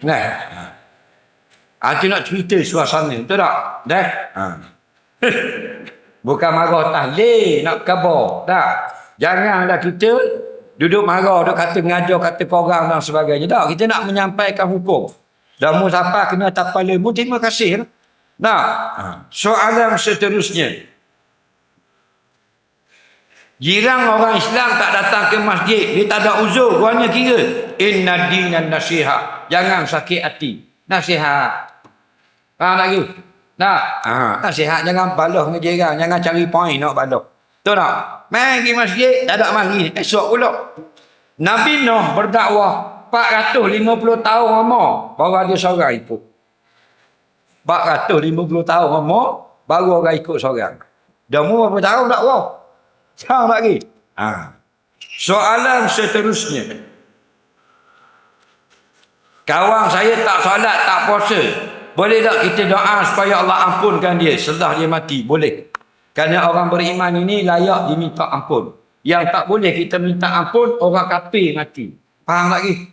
Allah nak mengampun atau tidak, itu hak dia. Kita ni minta ampun. Ya Allah, ampunkan sahabatku ini. Dia banyak meninggalkan solat. Faham? Boleh. Silakan. Kalau minta doa, siapa nak doa lagi? Soalan seterusnya. Saya niat jamak takhir. Kemudian saya jumpa RNR dalam waktu zuhur. Bila saya tukar jadi jamak takdim. Boleh. Siapa yang musafir nak jamak takhir, boleh tukar jadi jamak takdim. Siapa yang niat nak jamak takdim, boleh tukar jamak takhir. Asalkan belum selesai solat. Soalan seterusnya. Suami saya mati 6 bulan. Ada tinggal kereta loan bank. Saya tak mampu bayar. Saya serah ke bank. Selepas bank nilai kereta, masih ada lagi baki hutang. Sebab nilai kereta masih jatuh. Adakah hutang baki itu saya kena bayar? Mohon penjelasan hukum. Jawabnya bergantung kepada perjanjian si mati dengan bank. Kita tak tahu. Terma itu berlain-lainan. Faham lagi? Jadi kena cek dengan bank. Lepas tu kita nak sign loan tu, baca dulu. Kebanyakan loan sekarang bahasa Inggeris. Mu baca pun tak erti. Faham lagi? Akhirnya kita terjerat dengan syarat yang kita terima padahal kita tidak membaca. Hati-hati. Soalan seterusnya.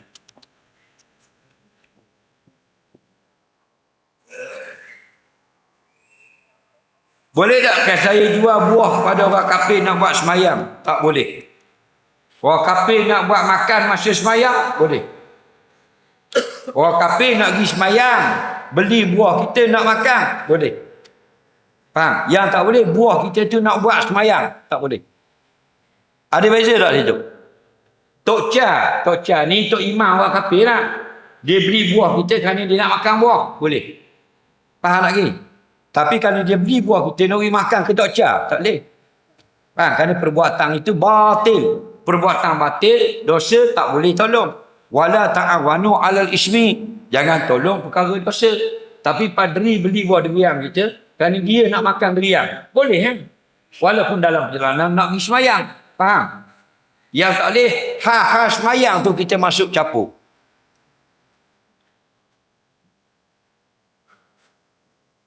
Saya suka seorang perempuan. Boleh tak saya selit nama dia dalam doa saya? Boleh. Asalkan doa yang baik. Jangan bini orang, mu doa suruh cerai. Mu kenal ke bini orang, mu doa suruh cerai. Ya Allah, aku jadilah cerai. Minggu depan boleh. Tak boleh lah bini orang. Tapi kalau bukan bini orang, ya Allah, ya Tuhanku, jadikanlah perempuan itu jodohku. Ada apa? Kerana tidak salah pada syarak. Faham? Apa yang tak salah pada syarak, dibolehkan kita berdoa. Baik, siapa nak bertanya soalan lisan, Pak? Bangun. Bilakah penderitaan saudara kita di pertengahan akhir? Kenapa ada kesalahan yang berulang pada tahun 2024? Okey. Bilakah akan berakhirnya kesengsaraan umat Islam di Palestin? Okey.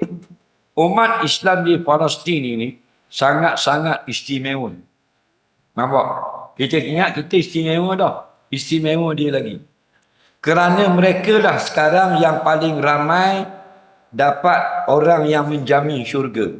Setiap seorang yang mati syahid berperang dengan rejim Zionis Israel dapat bawa keluarganya 70 orang masuk syurga. Kata ulama, 70 orang ni yang tak boleh masuk syurga. Kalau keluarga dia yang memang masuk syurga dah, tu tak termasuk. Makna ramanya atas orang mati syahid, keluarganya boleh masuk syurga.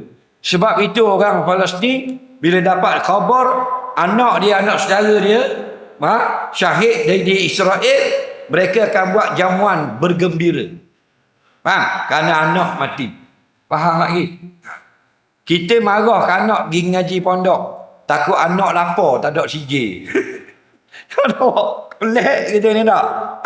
Anak nak ngaji pondok, tak? Sedih. Sebab apa? Ya, pergi limpah ngaji pondok, tak ada CJ. Susah lah, nak akan ke darah. Pelik kita ni. Orang Palestin, anak dia terbunuh perang Israel, dia buat kenduri, sembelih lembu, sembelih unta. Buat apa? Seronoknya, buat apa? Boleh syurga. Bukan anak yang mati je syurga. Anak beranak dia 70 orang Nabi sebut dalam hadis sahih. Faham tak lagi? Jadi kalau kita kata penderitaan sebenarnya tak derita sangat. Kita sebenarnya lebih derita.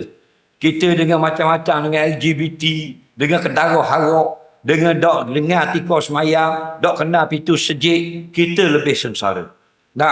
Jadi Allah beri kemuliaan orang Palestin, mereka dapat merasai nikmat yang paling sedap. Apa nikmat yang paling sedap dalam dunia ini? Mati syahid.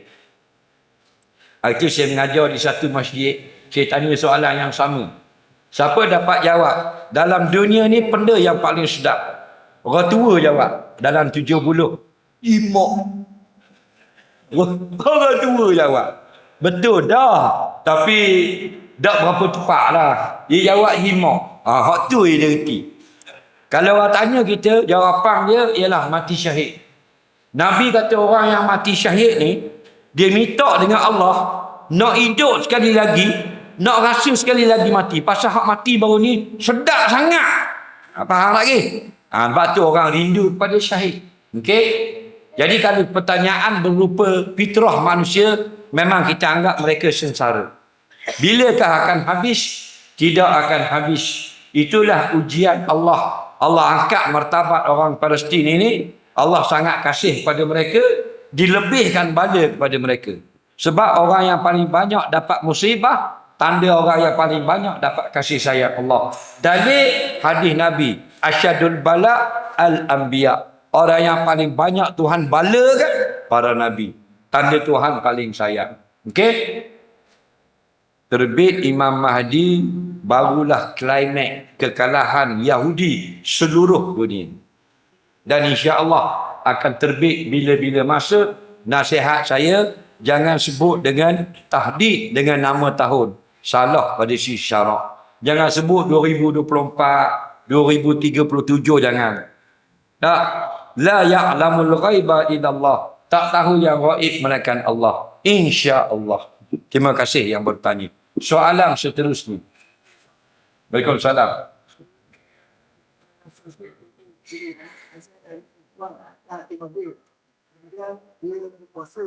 Berpuasa itu dia sebenarnya apa yang juga. Tapi dia masa dia berpuasa itu dia yang luar dan dia tak suka macam siap. Betul. Kita kalau masa dia buat tu kan dia sudah yang dia buat ketua dia baca-baca lagi. Rasa itu setelah bersetua tu baca kita kabulkan. Jadi baca berpuasa pada lain. Baik. Hukum minum air dengan sengaja batal puasa. Walaupun atas jalan berubat. Jadi kita beritahu awak sudah minum air kerana berubat. Tidak ada masalah pun. Dia terpaksa makan untuk berubat. Pahala tidak batal. Puasa saja batal. Bila-bila masa boleh ganti. Jadi dia akan dapat 2 pahala. Pahala yang puasa batal 1 hari. Pahala qada pula sekali lagi repeat. Nampak? Beritahu ke dia. Lagi soalan. Cepat. Jangan takut. Tanya dia. Tanya. Budak-budak ada nak tanya? Nak balik tak? Ada tak? Siapa nak tanya? Ya. Komen kereta. Barang orang lupa tu, sama dah tahun ada. Ada lagi barang. Wang kereta tu, wang barang mati dah. Kan? Harta orang lah. Okey, dengar baik-baik. Bengkel kereta orang, barang kereta orang, spare part kereta orang, apa saja pun, wajib pulang balik. Kalau tuan kereta tu sudah mati, wajib serah pada waris. Jangan hantar masjid. Faham? Dia hantar masjid ni, tak jumpa tuan harta, tak jumpa waris. Faham? Okey? Macam kita berhutang orang. Kita berhutang orang Bukit Badi. Kita nak pergi bayar dengan khabar mati dah. Wajib dia hantar juga kepada waris. Ramai orang dia salah faham. Dengar tuan hutang mati, dia pergi sedekah masjid. Pokoknya haram. Berdosa. Kerana awak ambil hak waris. Jadi katakan ring kereta tu hak si mati. Kita dengar tuan ring tu mati dah. Wajib kita cari waris dia. Serah harta dia. Walaupun laku 10 riyal. Bukan hak kita. Okey? Jaga baik-baik. Lagi soalan? Ya.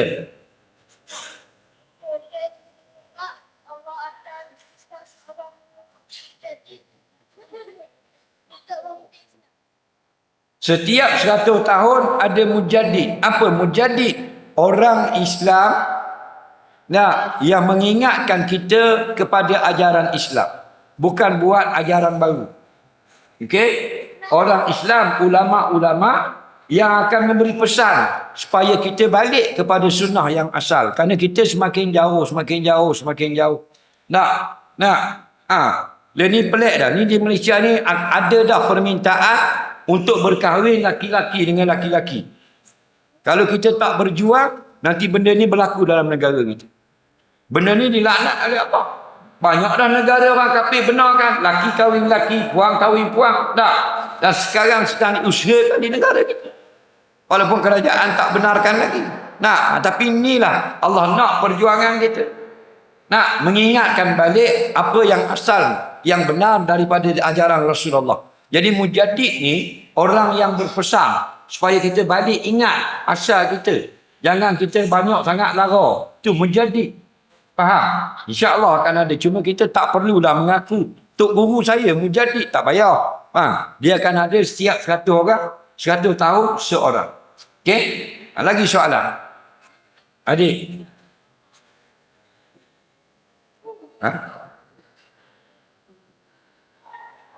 Main gitar?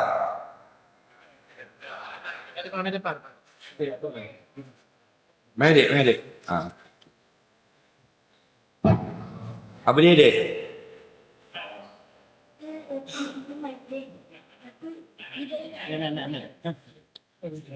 Itu main game. Tapi dia ingat boleh.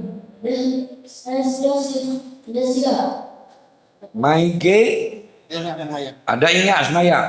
Adik berapa tahun umur? Umur berapa tahun? Dejah 2. 8 tahun. Adik ni tanya, main siapa dah ingat semayang? Boleh tak? Boleh. Boleh dosa.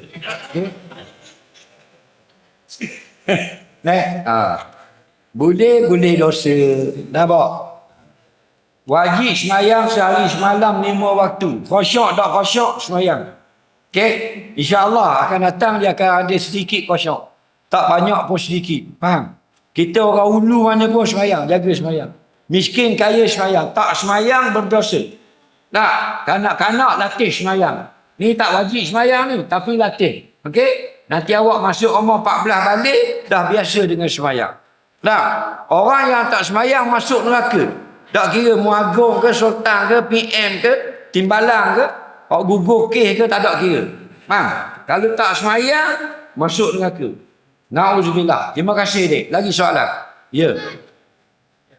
Mana cara kita nak bayar orang kafir yang kita memang tak jumpa dah dengan dia ataupun mati dah dia. Kalau tak jumpa dah putus asa dah. Kita hutang orang kafir lama dah, 20 tahun dah. Tak tahu dah duduk di mana. Faham tak lagi? Sedekah. Okey? Sedekah. Sama saja. Sedekah. Okey? Jangan makan. Sedekah. Lagi soalan? Ya. Kan gini, kalau macam Dia macam orang nak balik lagi, dia bunuh diri. Mana cerita? Budak tak balik lagi bunuh diri. Bagus. Awak nama apa? Ada main tu. Adam Maidin. Umur berapa puluh tahun? Sebelah. 11 tahun. Darjah 5, okey? Adam tanya, 11 tahun. Kalau kanak-kanak bunuh diri, berdosa tak? Dah siap soalan? Faham? Kanak-kanak bunuh diri. Contohnya baby, umur 4 bulan bunuh diri. Contoh. Lopak dari bangunan. Okey? Hukumnya, kanak-kanak yang belum balik, kalau dia buat perbuatan dosa, tidak berdosa. Dalil Nabi kata rufi'al qalam an salasin, tidak ditulis dosa 3 golongan. Nabi kata yang pertama anis sabiyyi hatta yahtalima, dari kanak-kanak sampai dia balik. Faham? Jadi kanak-kanak mencuri harta jiran tidak berdosa, tapi harta itu wajib dikembalikan.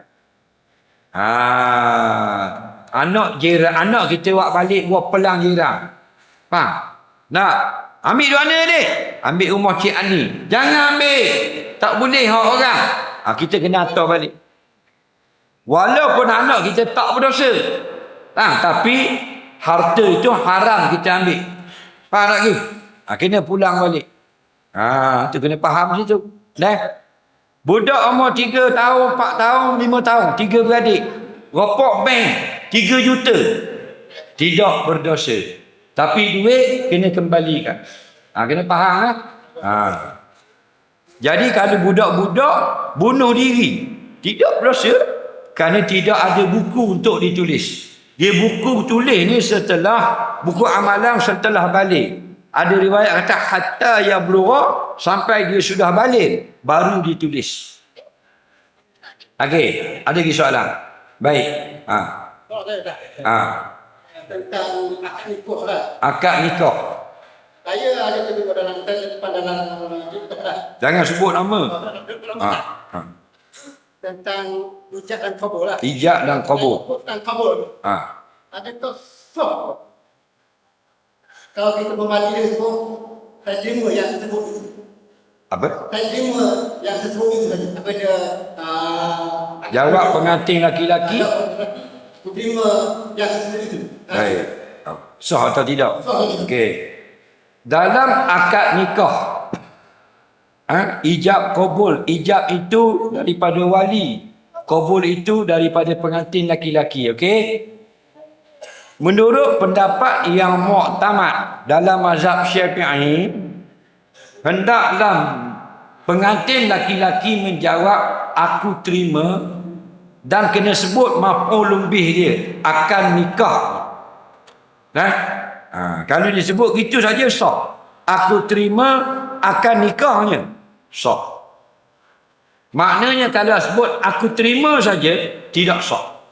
Ini dalam mazhab Syafi'i.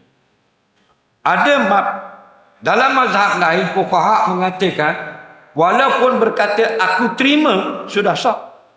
Jadi kalau kata aku terima saja dalam pertikaian mazhab, ada mazhab mengatakan tidak sah, ada mazhab mengatakan sah. Sebaiknya keluar daripada pertikaian.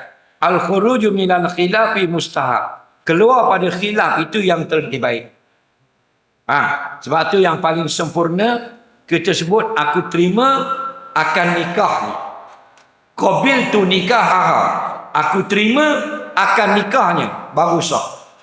Itu maksudnya. Okey? Contoh begini, saya nak sebut yang sah. Aku nikahkan akan nikah wahai hijau bin biru dengan merah binti kelabu asap. Mas kahwinnya RM100 tunai. Jawab yang sah, aku terimalah nikahnya dengan mas kahwin yang tersebut itu. Sah. Sah mana? Semua mazhab. Saya nak tunjuk contoh yang tidak sah pada setengah mazhab dan setengah mazhab sah. Maknanya dalam pertikaian. Aku terimalah, aku nikahkan akan nikah wahai Fulan bin Fulan dengan si Fulanah binti si Fulan, mas kahwinnya RM10 tunai. Aku terimalah yang tersebut itu. Jadi perangan yang muktamad tidak sah. Kerana aku terimalah apa yang tersebut itu apa dia? Pengantin ke apa? Tak. Jadi masih boleh dipertikaikan. Walau bagaimanapun ada fuqaha mengatakan sah. Nah, dan ada yang mengatakan tidak sah. Jadi jawapannya ada yang mengatakan sah, ada yang mengatakan tidak sah. Sebaik-baiknya jangan jawab begitu. Okey? Kerana dalam pertikaian. Lagi soalan? Ya. Apakah hukum pegang telur member? Haram hukumnya. Pegang kemaluan orang haram. Ini masuk pegurawan baru ni. Pegang kemaluan orang. Hukumnya haram. Kerana benda yang aib. Islam ini bergurau dia tak larang. Tapi sampai jatuh maruah orang, hukumnya tak boleh. Faham lagi? Janganlah. Mestilah gurau lagu tu. Nah, prank boleh prank. Gurau boleh. Tapi dia ada batasan dia. Jangan mengaibkan orang. Jangan dedahkan aurat orang. Jangan sampai malu orang. Jangan sampai najis pakaian orang. Jangan sampai rosak benda harta benda orang. Nah, dalam bergurau. Lagi soalan? Belakang.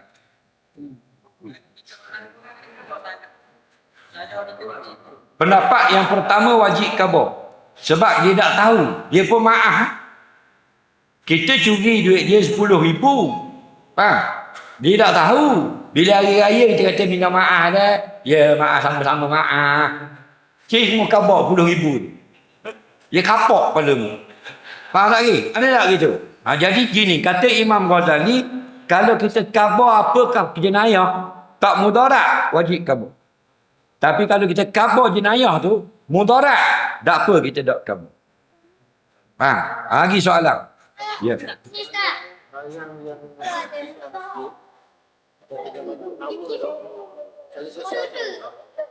Contoh?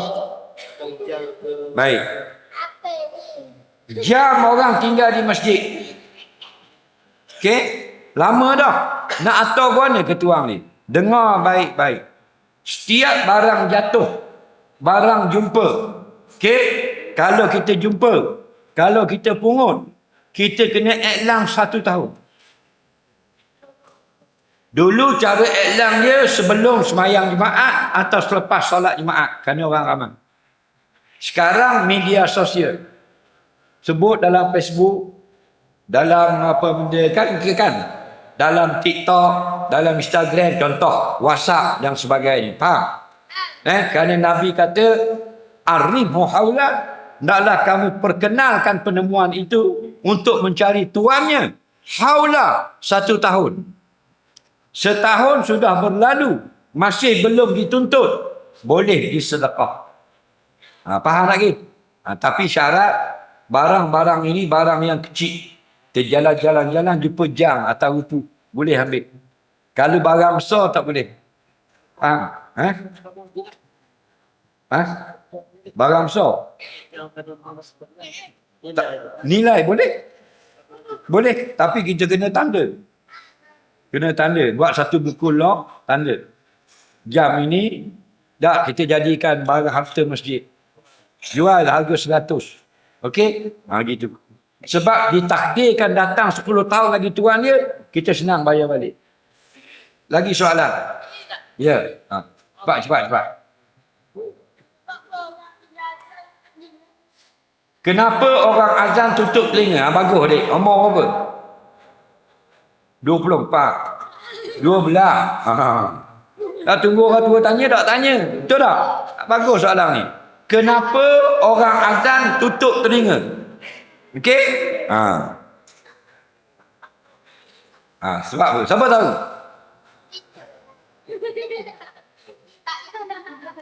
Dengar baik-baik. Azan ini sunat kuat.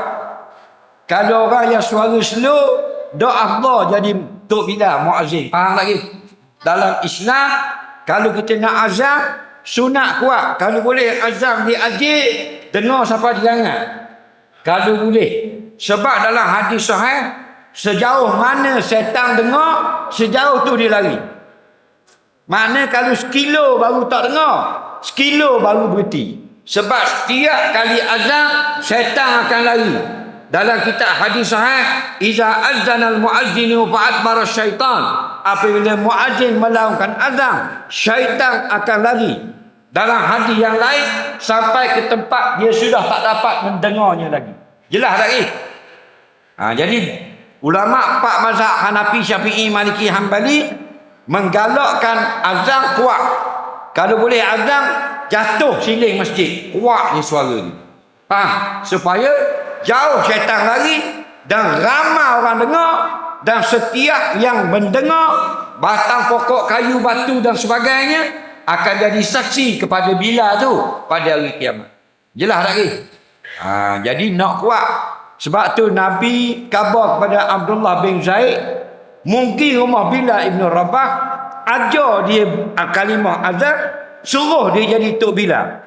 Lalu dilantiklah Bilal ibn Rabah menjadi muazzin pertama Rasulullah. Sebab apa? Padahal orang lain pun boleh azan. Sebab apa Nabi suruh Bilal?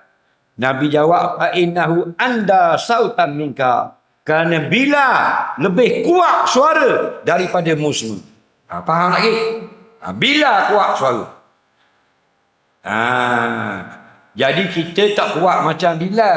Kita nak suruh kuat lagi nak buat gua ni. Dalam kitab Sahih Tirmizi, Nabi kata suruh masukkan jari telunjuk dalam lubang telinga. Ambil jari telunjuk, bola lubang telinga gini. Cocok gini, kita akan cakap kuat. Betul tak? Sebab telinga kita ni, kalau kita tekan gini, kita tutup lubang, kita akan cakap kuat. Tak percaya tengok. Minyak turun. Tak turun. Kuat tak? Kita akan cakap kuat. Sebab tu budak-budak kalau dia pakai benda ni headphone, kalau kita cakap dengan dia jadi jawab kuat. Betul tak? Budak-budak kan? Dia pakai headphone. Kita kata nak makan nasi lagi, tambah lagi. Dia pergi tepi. Sebab telinga dia tertekan. Sebab tu orang yang nak azan sunat tekan lubang telinga dengan jari.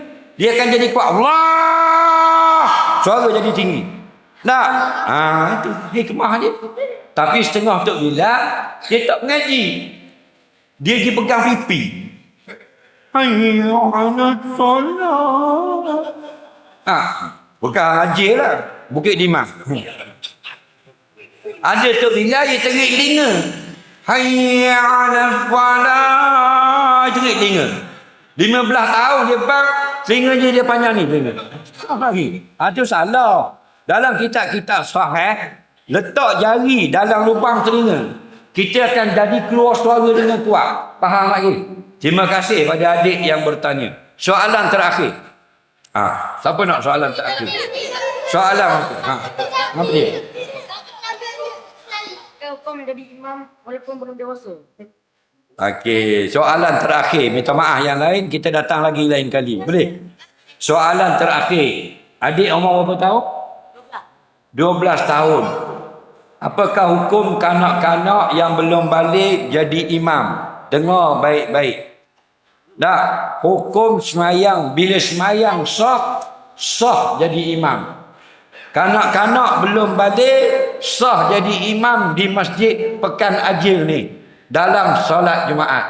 Bukan afdal, sah. Syarat mumayyiz. Kanak-kanak ada dua dah. Mumayyizun wa ghairu mumayyizin. Sudah mumayyiz dan belum mumayyiz. Apa makna belum mumayyiz? Kanak-kanak yang tak malu ke orang. Belum mumayyiz. Contoh nak tengok belum mumayyiz, kalau orang lain keluar dari bilik air mandi pakai tuala, dia keluar lenjang. Tak mumayyiz je.